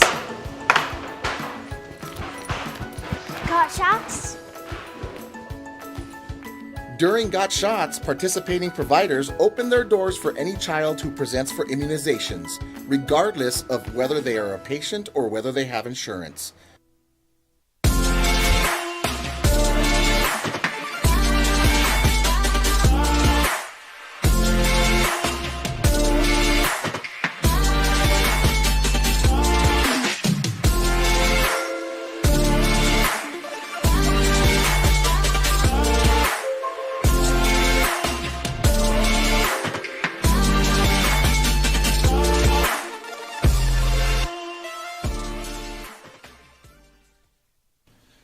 TurboThreads is a proud sponsor of ProView Networks. Almost 30 years of experience means fast service, great prices, and a wide selection of apparel from t-shirts to performance sports shirts, even jackets and hats. They feature low minimums and no setup charges on most orders. TurboThreads is located at 1503 Golf Course Road in Rio Rancho, or find them on Facebook, online at turbothreads.com, or call 999-1234 for TurboThreads. High school sports are back. You can watch every ProView Network broadcast online on the NFHS network. Every moment from every game from every sport, including all NMAA state championship games. Get your monthly pass now. Just go to ProViewNetworks.com, click on the NFHS logo, and sign up today. Watch New Mexico's best. Well, I'm going to the frontier, walking to the cashier, order up a root beer and a number 1. Cover it with green stuff, 1 scoop is not enough. Find a booth is real tough, back by the Duke. Meet my family, meet my friends in the quirkiest restaurant I have ever been. All of Albuquerque's favorite spot. It's the Frontier Restaurant. The Frontier Restaurant is a proud supporter of ProView Networks. Don't sacrifice quality and flavor when you're in a hurry. Golden Pride offers ribs, fried chicken, red and green chili breakfast burritos, and Frontier sweet rolls. 4 great locations, or visit us online at goldenprideabq.com. Golden Pride Barbecue Chicken and Ribs are proud supporters of ProView Sports. The Yeller Sub, located on 7200 Montgomery Boulevard, serves breakfast all day long along with classic hot and cold subs. Don't forget about our shakes, malts and floats made with your favorite Bluebell ice cream. 45 years and still going strong. Come on down to the Yeller Sub, official sandwich of ProView Networks. We would like to thank the following sponsors for making this broadcast possible. For over 20 years, Evergard Roofing and Solar has been committed to customer service. Locally owned and operated, Evergard offers both commercial and residential roofing and solar services. For more info, please call 505-821-9543. Evergard Roofing and Solar are proud supporters of ProView Sports Network and New Mexico Youth Athletics.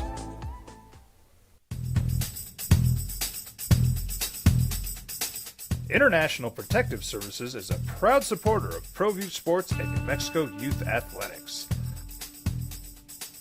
IPS provides residential and commercial security services in the Albuquerque metro area.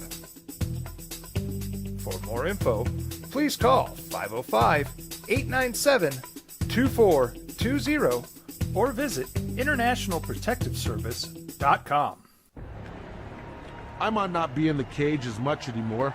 Just like riding a bicycle, I can pick up the fight from where I left off. I'm not some slick-haired outsider posing with borrowed gloves. I grew up here. New Mexico is in my blood. I'm a New Mexican fighting for other New Mexicans. I'm Adam Oki. I'll be your champion in the courtroom.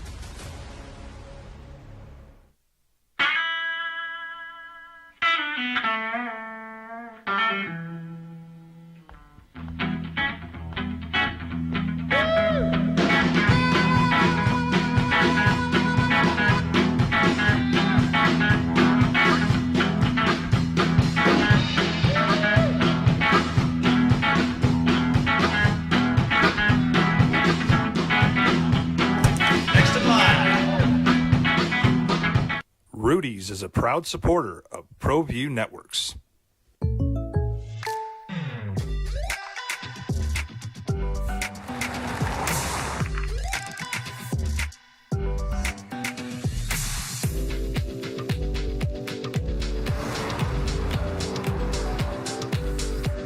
For your surprisingly great rates, contact your local State Farm agent today. If you want the real deal, call State Farm agent Marty Size in Albuquerque today. Like a good neighbor, State Farm is there. Hi, my name is Daniel Chavez, and this is my business partner, David Chavez. We are the owners of Indeed Safety. Indeed Safety is a local safety consulting company helping our clients with their safety needs for their projects.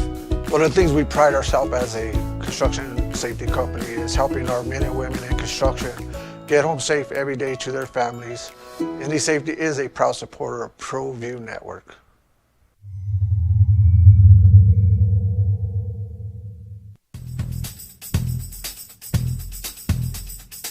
International Protective Services is a proud supporter of ProView Sports and New Mexico Youth Athletics. IPS provides residential and commercial security services in the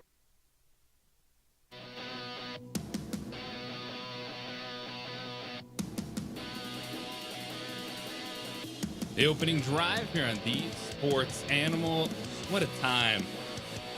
Appreciate Kurt from Tomato Cafe dropping in sweet deals. Like, man, I'm jealous. You guys, what a day. I'm like, yes, what a day. Talking NFL draft round 1, NBA playoffs, NHL actually going on. And it's beautiful outside. You know what that means? It means you need to get outside. You need to hit the golf course. Maybe you need to start stretching a little bit. Yes, stretch a little bit. Maybe do a little bit of practice. and then go play some golf. It's opening drive here on The Sports Animal. JJ Bucksday Johnson, Adrian holding it down on ProView Networks. And you know what's popping? San Diego Golf Club. The director of golf, Nick Nee, joins us this morning. Nick, what is up, man? How you doing? I'm doing well. It must mean since I'm hearing you guys and on here, it's golf season, so can't be a better time. Oh, it is a fantastic time, and I know you've been having the time of your life. We didn't get a chance to catch up last week, so I got to know your thoughts on Augusta, the Masters, and what we saw with Rory McIlroy and 18 and then that playoff. Man, what drama, what theater, huh? How good is it for us as consumers to see that? Obviously, the ratings were through the roof, which I think was to be expected. But it's a historic run for Rory. I'm glad to see him finally get it done. And honestly, we have another chance for someone to get a career Grand Slam, and Jordan Spieth at our association championship, the PGA Championship. Now, Rory's had good success at Quail Hollow here that they're coming up in May, so. Should be pretty exciting, but just happy for Rory. It's good to kind of see, we don't get validation in this game all too often. We're always chasing something. So for him to have that win and the way it happened was truly historic. Yeah, and just, everything that was going into the weekend. We saw, the Live Golf angle. Bryson was playing so well. Those guys paired together. Then Justin Rose just has an epic 4 days. Comes up just a little bit short. But those are like the moments, we chase. And it's why we can't quite quit Tiger, right? When he's in a tournament, you go, maybe it just takes those moments. If Justin Rose can do it, of course, Tiger can do it. And I think that's the beauty of the game. And we saw that highlighted at the Masters from, still like the young studs. And I still look at Rory as a young man in the game of golf, but Rory, Bryson, and then Justin Rose doing it, it gives you that opportunity. Like it could be 4 days for anyone.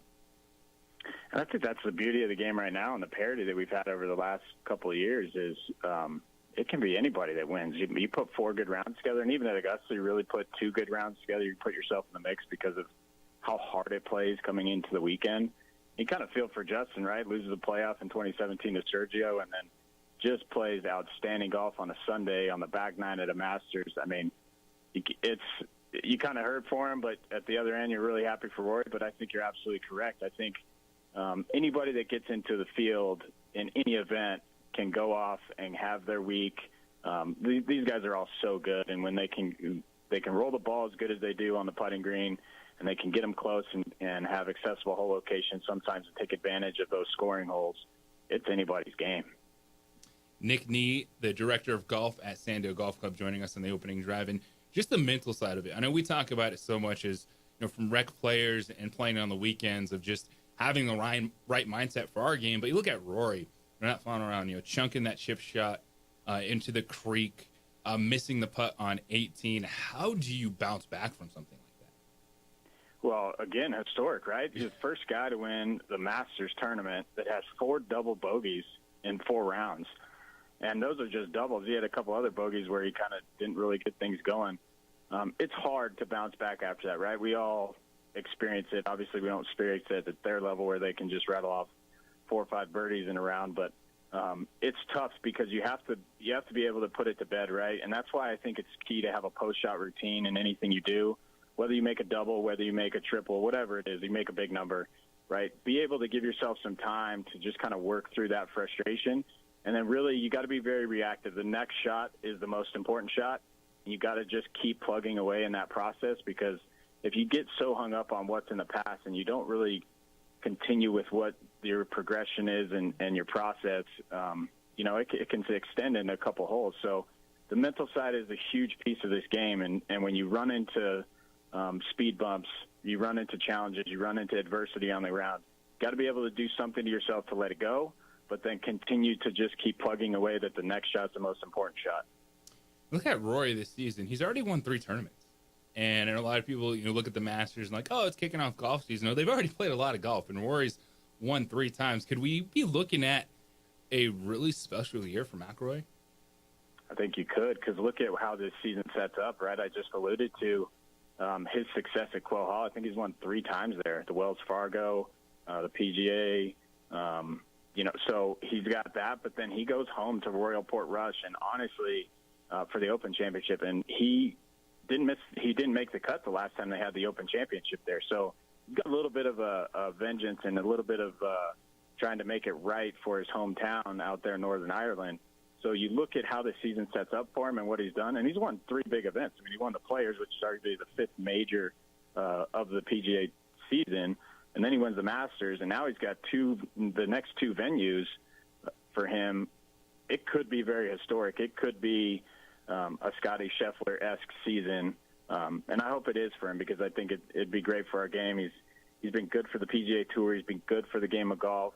Obviously, the ratings and the buzz. I mean, we had people talking in our golf shop for the entire week after when we got back. So the buzz in the industry with him at the top of the leaderboard and things like that, it could be a very good run for him this season.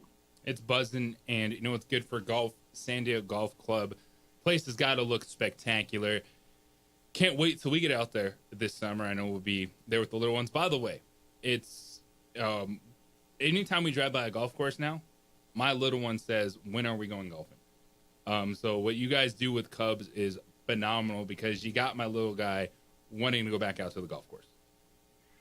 Yeah, I appreciate that. That's what we're about. That's what our coaches are about. You know, we live by a mantra of the kids don't care how much we know until they know how much we care about them. And when we get them here, that's the hardest part because once we get them at least on the range or we get them around, it's our job to just create the fun and safe atmosphere that they get to enjoy, and that's the goal, right? If we can get kids excited about the game, if we can get them to get you out on the golf course, not only is it a win for you, but it's a win for us because hopefully we're creating, some curriculum and we're creating experiences that you guys can have as families. But that makes my heart happy to hear because that's how my son started. So we just want to keep passing that down because, again, that's the future of our industry, right? Those kids are ultimately going to be adults, and we just want to continue that cycle of life for golf. But that makes us happy to hear. So we're looking forward to Cubs starting up. We're projecting right now, I think, on the 18th of May. So it's coming up real quick. Right around the corner. Looking forward to that. The Cubs program you guys do out there on the weekend is awesome.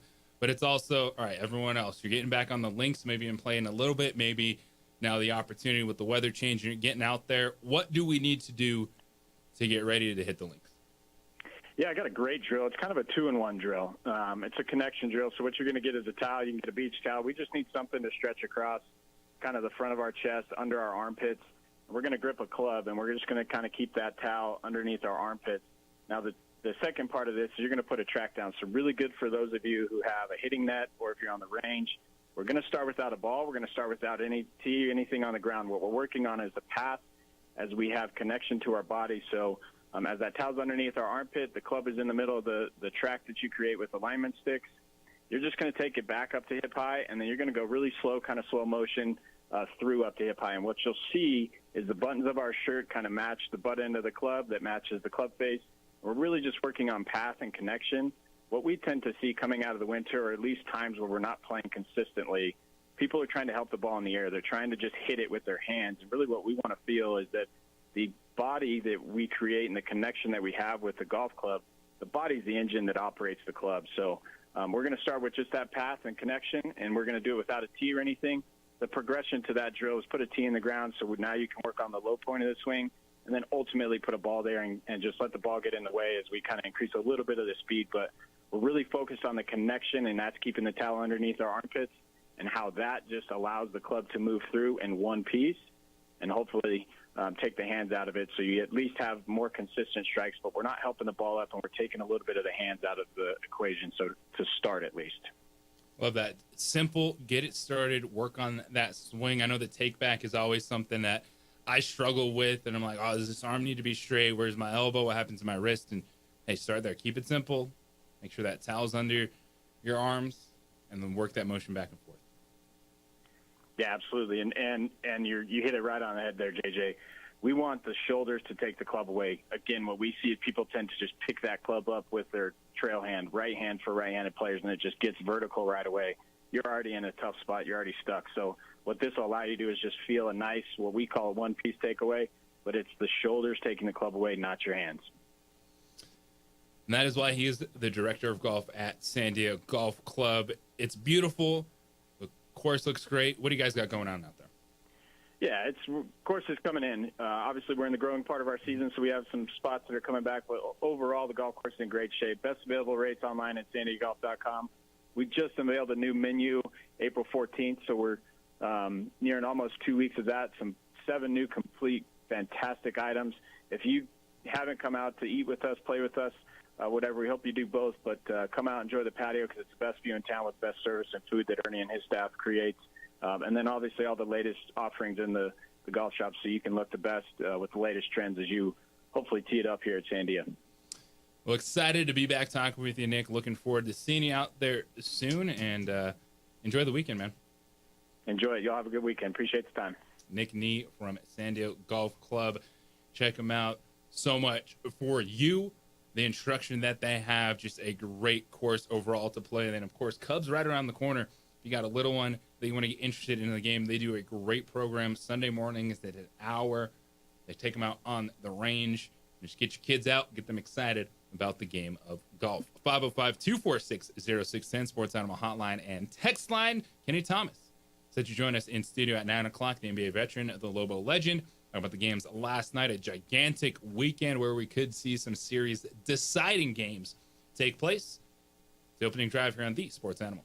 This report is sponsored by Rapid Rate. Albuquerque metro area. For more info, please call 505-89. We would like to thank the following sponsors for making this broadcast possible.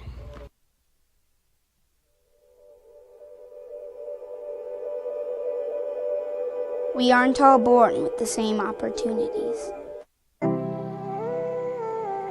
But it's the people who care that change everything. Get ready, Sprout, get ready! My coach. My teacher. My older sisters. My grandma. My brother. My tutor. My dad and my mom. As New Mexicans, it's up to all of us to do our part. So that no child goes without love. And no family has to do it all on their own. They're all our children. Every single person is called to make a difference in the life of a child. It's up to all of us to do our part. To pull together. Pull together. Pull together. To make New Mexico the best place to be a kid.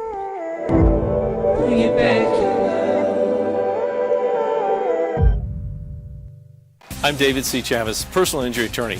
For over 4 decades, our law firm has remained steadfast in our commitment to serving the remarkable people of New Mexico that have been injured through no fault of their own. I'm a New Mexican fighting for New Mexicans. I received my bachelor's degree at NMSU and earned my law degree at UNM. I can proudly say I'm both an Aggie and a Lobo. Call now and I will meet with you. 40 years strong, and we're still as local as red and green.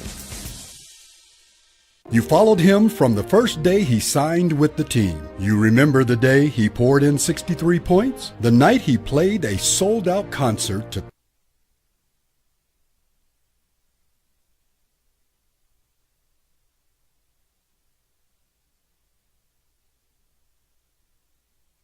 $30,000 people. The day he gave his infamous speech. That's why you believe in heroes. That's why you remember and collect their memorabilia.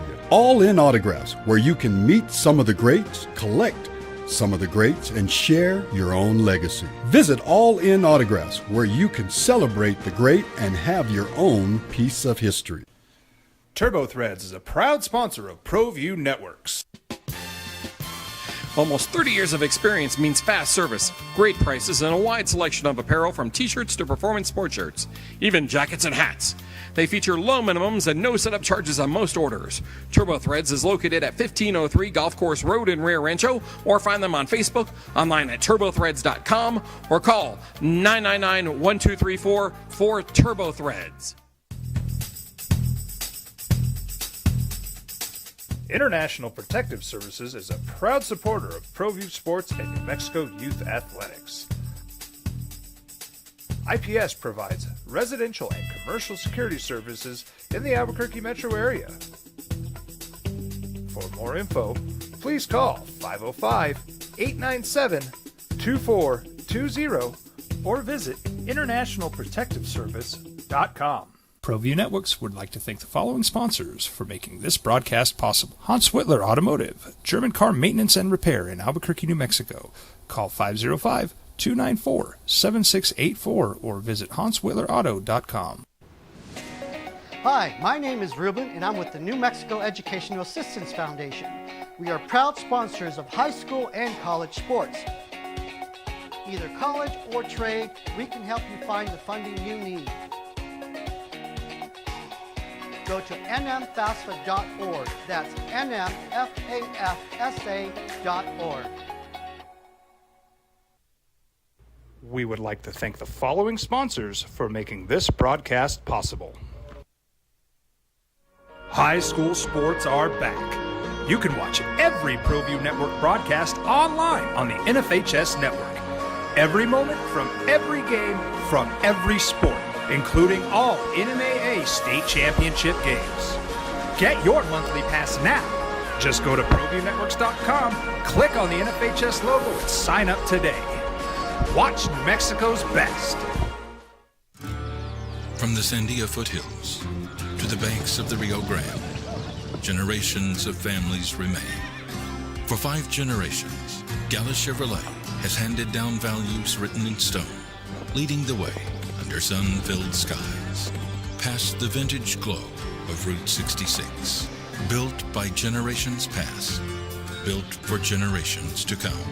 This is New Mexico. This is Gallus. We would like to thank the following sponsors for making this broadcast possible. What's going on, Lobo Nation? Ja'Cory Krosky-Miller here. And I'm Devin Dampier. The Lobo football team is going through some changes, but we're here to stay. We'll put in the work on the field and in the weight room, but we'll need your help off the field. 505 Sports Venture is leading the charge in the NIL space. And you can be part of it. You make my heart better. Shorty, she better than all my intentions. Locked in, shorty, you got my attention. CEO, baby, I get you the business. Touchdown and pay you a visit. I was born in New Mexico. I grew up on these streets. I got in trouble here, and I fought my way back in Burkia. I love New Mexico, especially the people. Now I'm using my training, tenacity, and energy to fight for you. I'm Adam Oki, lawyer, fighter, and New Mexican. I was a local athlete here in New Mexico, so I'm proud to support your local athletes.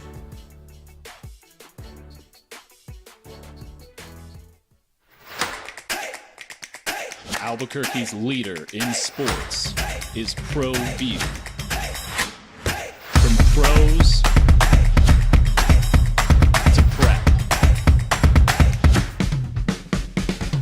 all your favorite action.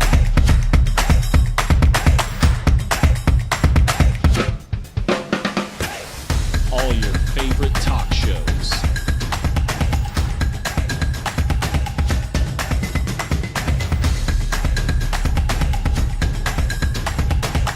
Find it on ProView Networks.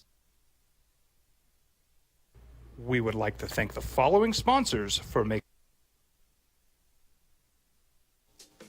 second round action tonight. Cleveland get this started. They have 2 of the first 4 picks. After trading back Travis Hunter, a gigantic move from Jacksonville. That's a big time winning move. Got the quarterback in place, Trevor Lawrence. Liam Cohen, first-year head coach, but now you have Travis Hunter and Brian Thomas Jr. for Trevor Lawrence. The AFC South is spicy now because it's now or never. No excuses for Trevor Lawrence and that offense. CJ Stroud, Houston, who can continue to build off what they've done in their first 2 seasons. Tennessee, trying to get in the game. Cam Ward, number 1 overall pick, the quarterback from Miami. And then Indianapolis, with Anthony Richardson and Daniel Jones at quarterback, but they go Tyler Warren, tight end, Penn State, into the first round. Warren was viewed as the best pass-catching tight end in this draft, but the first tight end to go was Colston Loveland, Michigan. Shocked me. Shocked a lot of people, but you look at what Detroit did. Ben Johnson, the OC of the Detroit Lions, now the head coach of the Chicago Bears. Detroit's offense ran 12 personnel, so that's 2 receivers, 2 tight ends, 1 running back, 32% of the time last year, 3rd most in the NFL. So it makes sense. Colston Loveland is more traditional but people liked his ability to play outside.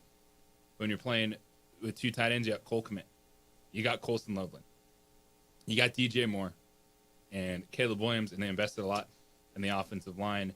And we knew Ashton Jeanty wasn't going to be there. You know, that was a pipe dream for a lot of teams in the top 10. But once he went, you're kind of wondering, all right, where's Chicago going to go? And they go Colston Loveland. And we did see some pass catchers go in the first round. The tight ends went, one receiver went early, Tet McMillan.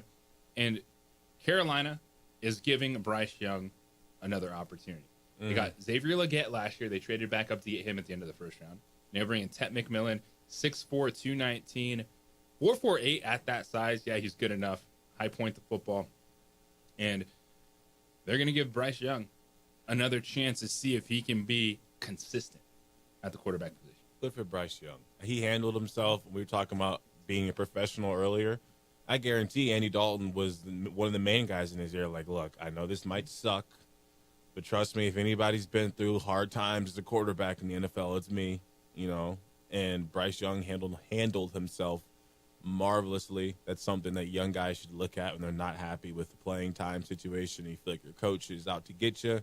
Anything under the sun that you could complain about as a quarterback, Bryce Young went through it, and he did a good job weathering the storm. And I think he finished off last year better than most people would expect. No, the Panthers weren't a great team, but that's because they're not a great team. I think he'll have a much better year next year. It'll be the best version of Bryce Young we've seen. Team that I'm really interested in what they did was the Atlanta Falcons. So Atlanta took their first selection at 15. It was Jalen Walker, who's a bit of a joker on defense. So Walker is an edge rusher from Georgia, but he played off-ball linebacker, and he actually lined up 50 times as a slot cornerback. Wow. So he's he's a tweener. And so, like, what are you going to get out of him? Is he going to be a pass rusher, or is he just someone you're going to use? You know, and the will position off ball, do you go 3-4, and does he just play the edge, but he's not a traditional pass rusher? And then you say, okay, well, that's an interesting piece. You know, maybe move him around multiple levels on the defense. Well, then Atlanta trades back up into the first round. So the Rams trade out from 26, and then they take James Pierce Jr. from Tennessee, and Pierce has the production. And he brings the speed off the edge, a 4.47 for a dude who's 6'5", 245 pounds. He had 17 sacks over the last 2 seasons. So they went heavy on the defensive line. And that's the team. All right, what did they do last year? You got 2 quarterbacks, and Kirk Cousins and Michael Penix. They figure out one of these guys is going to be it. It looks like it's going to be Michael Penix, the 8th overall pick from last year, moving forward. And then get 2 interesting guys, kind of a dude that might play multiple positions, and then a guy that gets production. And what do you feel about the production versus non-production? Because I know one of the biggest questions in the first round was Shamir Stewart, the edge rusher from Texas A&M, who has all the measurables, right? Yeah. A guy you look at and know, yep, this dude has definitely been in the weight room forever. He's fast. But only 4.5 sacks in 3 years at Texas A&M, and he's the 17th overall pick. Yeah, you know, I remember this being kind of a thing when Aiden Hutchinson got picked from Michigan.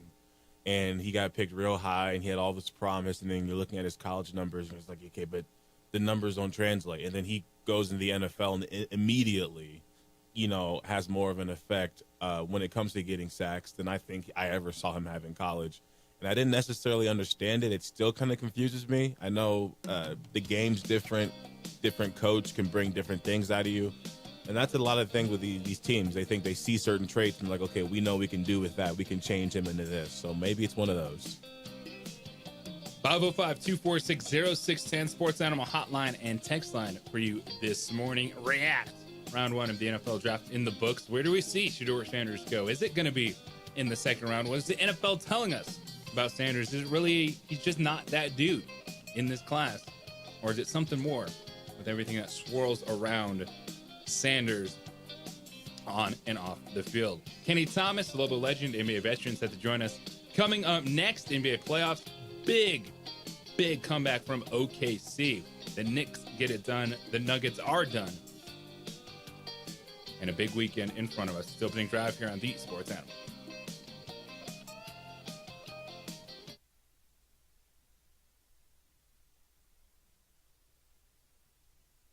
We would like to thank the following sponsors for making this broadcast possible.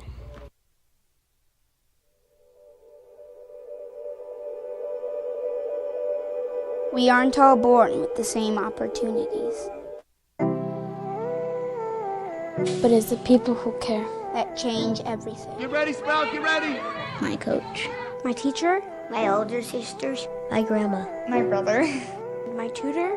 My dad and my mom. As New Mexicans, it's up to all of us to do our part. So that no child goes without love. And no family has to do it all on their own. They're all our children. Every single person is called to make a difference in the life of a child. It's up to all of us to do our part.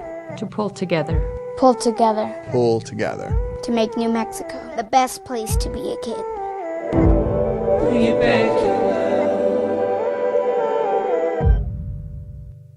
These days, it's important to know people and businesses you can trust. There's a lot of places where you can buy a vehicle, but there's only a few local dealerships where you'll find honest people who have your best interests in mind.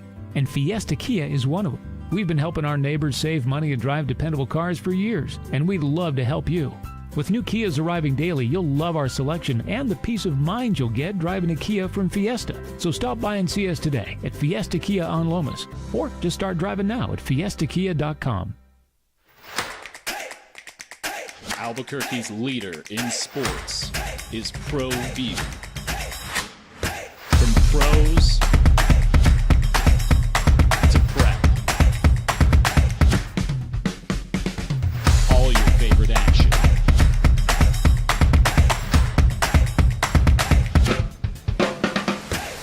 All your favorite talk shows.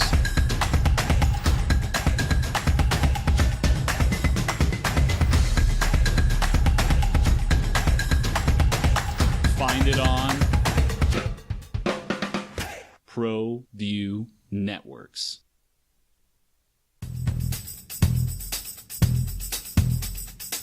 International Protective Services is a proud supporter of ProView Sports and New Mexico Youth Athletics.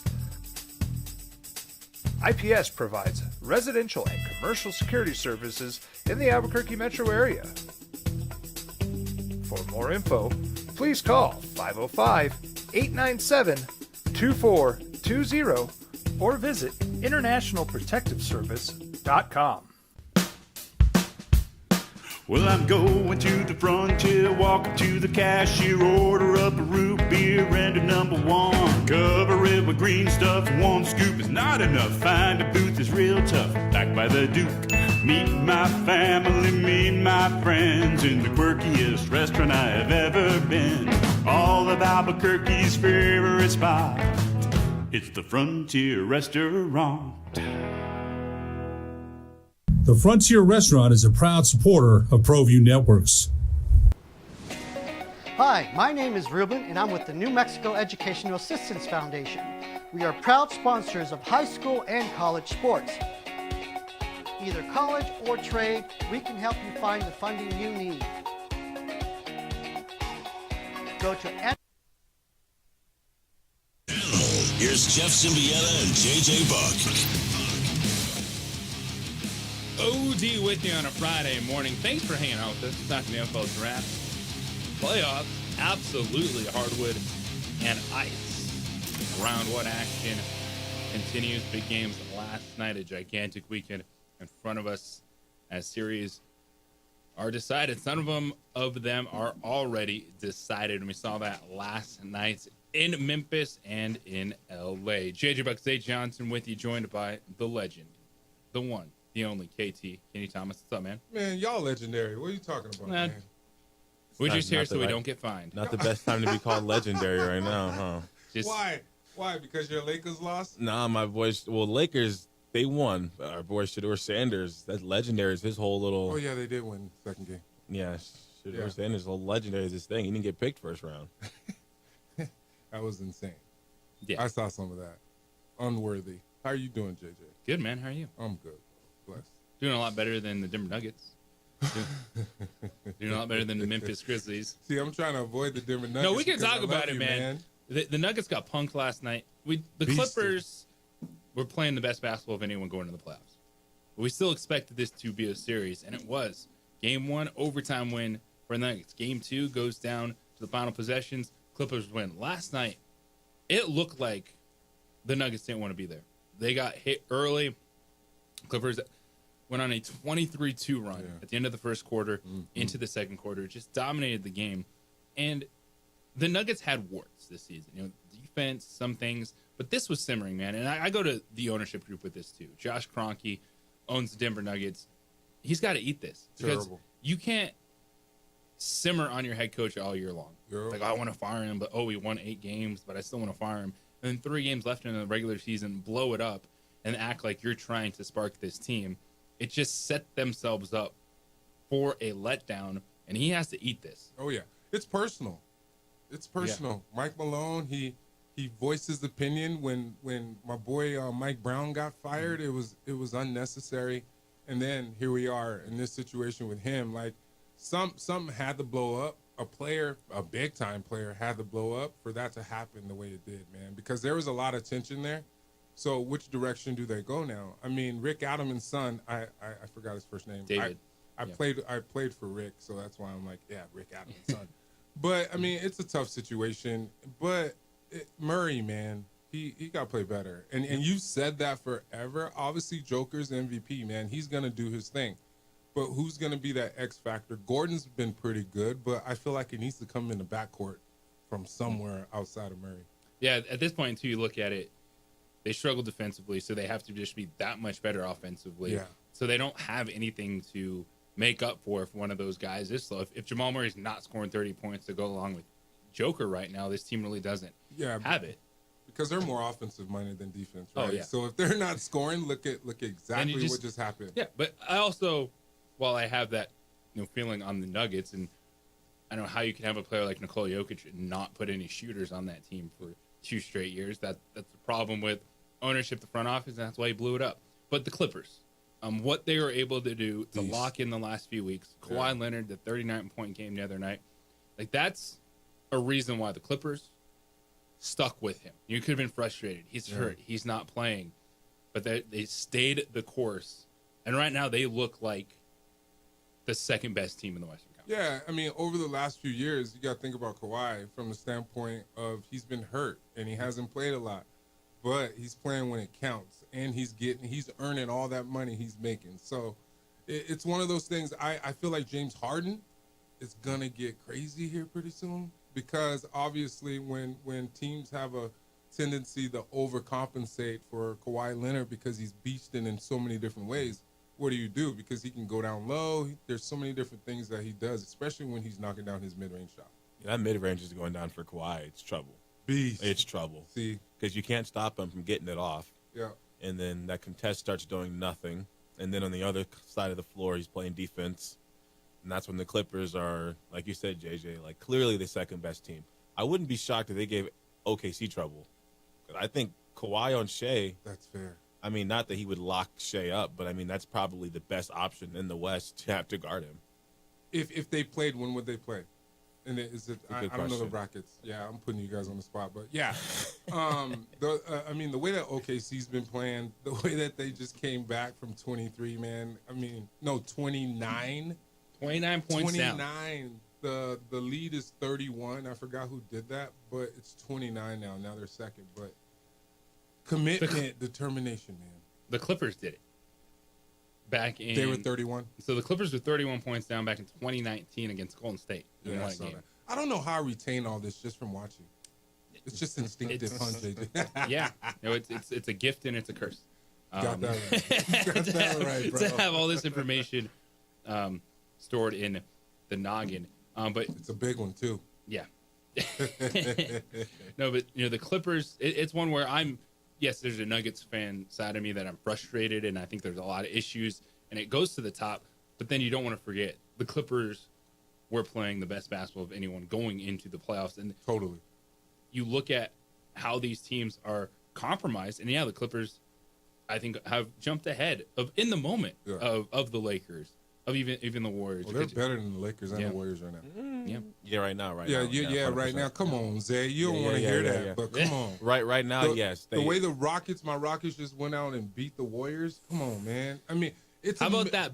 That's what I asked you the other day. I'm like, just the confidence from game 1 to game 2. It looked like a completely different Houston. It changes because playing on the road, I'm talking about the Warriors, right? Playing on the road, I feel like they're a great team and they play the right way. Like, I go around town and I'm like, Warriors are good, man. You guys better not sleep on them because that boy Steph Curry is amazing and he's phenomenal. When Jimmy Butler went out, that changes the whole dynamic. Yeah, right? It's like, who's going to step up and replace that instantly on that squad? They don't have anybody that can do that. They have role players that play the right way, and they move the ball because they know they're going to get the ball back. That's why I love watching the Warriors. Also, to your earlier question, if the Clippers were to win this series and the Thunder obviously they're up 3-0, it'd be the next series. It'd be Clippers Thunder. Okay, ooh, that's hot. 1-8-4-5. Which is what it's going to be. I'm sorry, JJ, but the way that the Clippers are playing right now, you don't have to be sorry. I called it. It's probably night. If it goes 7, okay, Denver got a chance. I don't think you know they what can I get mean? it to 7, man. But I think it's going to be 6, bro. Yeah, it's over in LA. I think it's probably 5. I think it's over in 5. Whoa. Yeah, Okay. I think it's 5. This is the NBA, you guys. You know that, right? I do know that. Any given day, on any given night, it's a matter of knocking shots down, and it's a matter of stopping guys. Everybody in it, think about it, man. Everybody in the NBA can score to a certain extent. But it's a matter of what your role is when you're on that specific team, and it's a matter of playing a role. You got to fit in.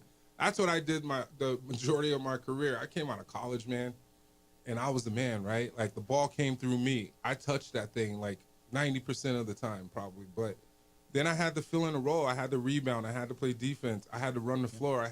I had to figure out how to establish myself to be able to stay on the floor. I think when Kawhi's gone, I think it takes a whole it's going to take more than just one guy. So like you said, if Murray comes out, if Murray can get to 25 plus, easy, he got to. With Jokic getting one of those 30-point triple doubles, that's going to happen. That's what it's going to take for the game to even be close. I totally agree. Murray got to score at least 20. But the problem with that is Zubac is going off, and Jokic ain't slowing him down. That's 18 points right there. Norman Powell dropped in 20. You got, like, Nicholas Batum, who's been in the NBA for 87 years. Yeah, man. Scoring 12 points, blocking he 3 plays shots. his role. I love player. Batum. I love him and Powell. They play their roles. They got the roles locked in on the Clippers. And they getting consistent checks by playing them roles. Yeah. Find your role and stick to it. Roles last night, it was the Scottie Pippen Jr. game. But that flop was crap. They Grizzlies. shouldn't have gave him that. Because he looked lost and he was falling, man. That was one of the worst calls I've seen. And it's obvious when the ref calls it late, right? Those things happen, and they are when human. you see, like, they miss a shot and they're like, oh, I'm going to call the foul now. That happens all the time. And it depends. Hey, I'm going to tell you guys something. The NBA, it depends on who you are and what relationships you have with them. Trust me. I used to cuss them out sometimes, but I go right back and apologize to the refs, bro. Like, oh, man, I need him. I need you. Yeah, I need you. and then they'll be like, calm down, Kenny. My bad.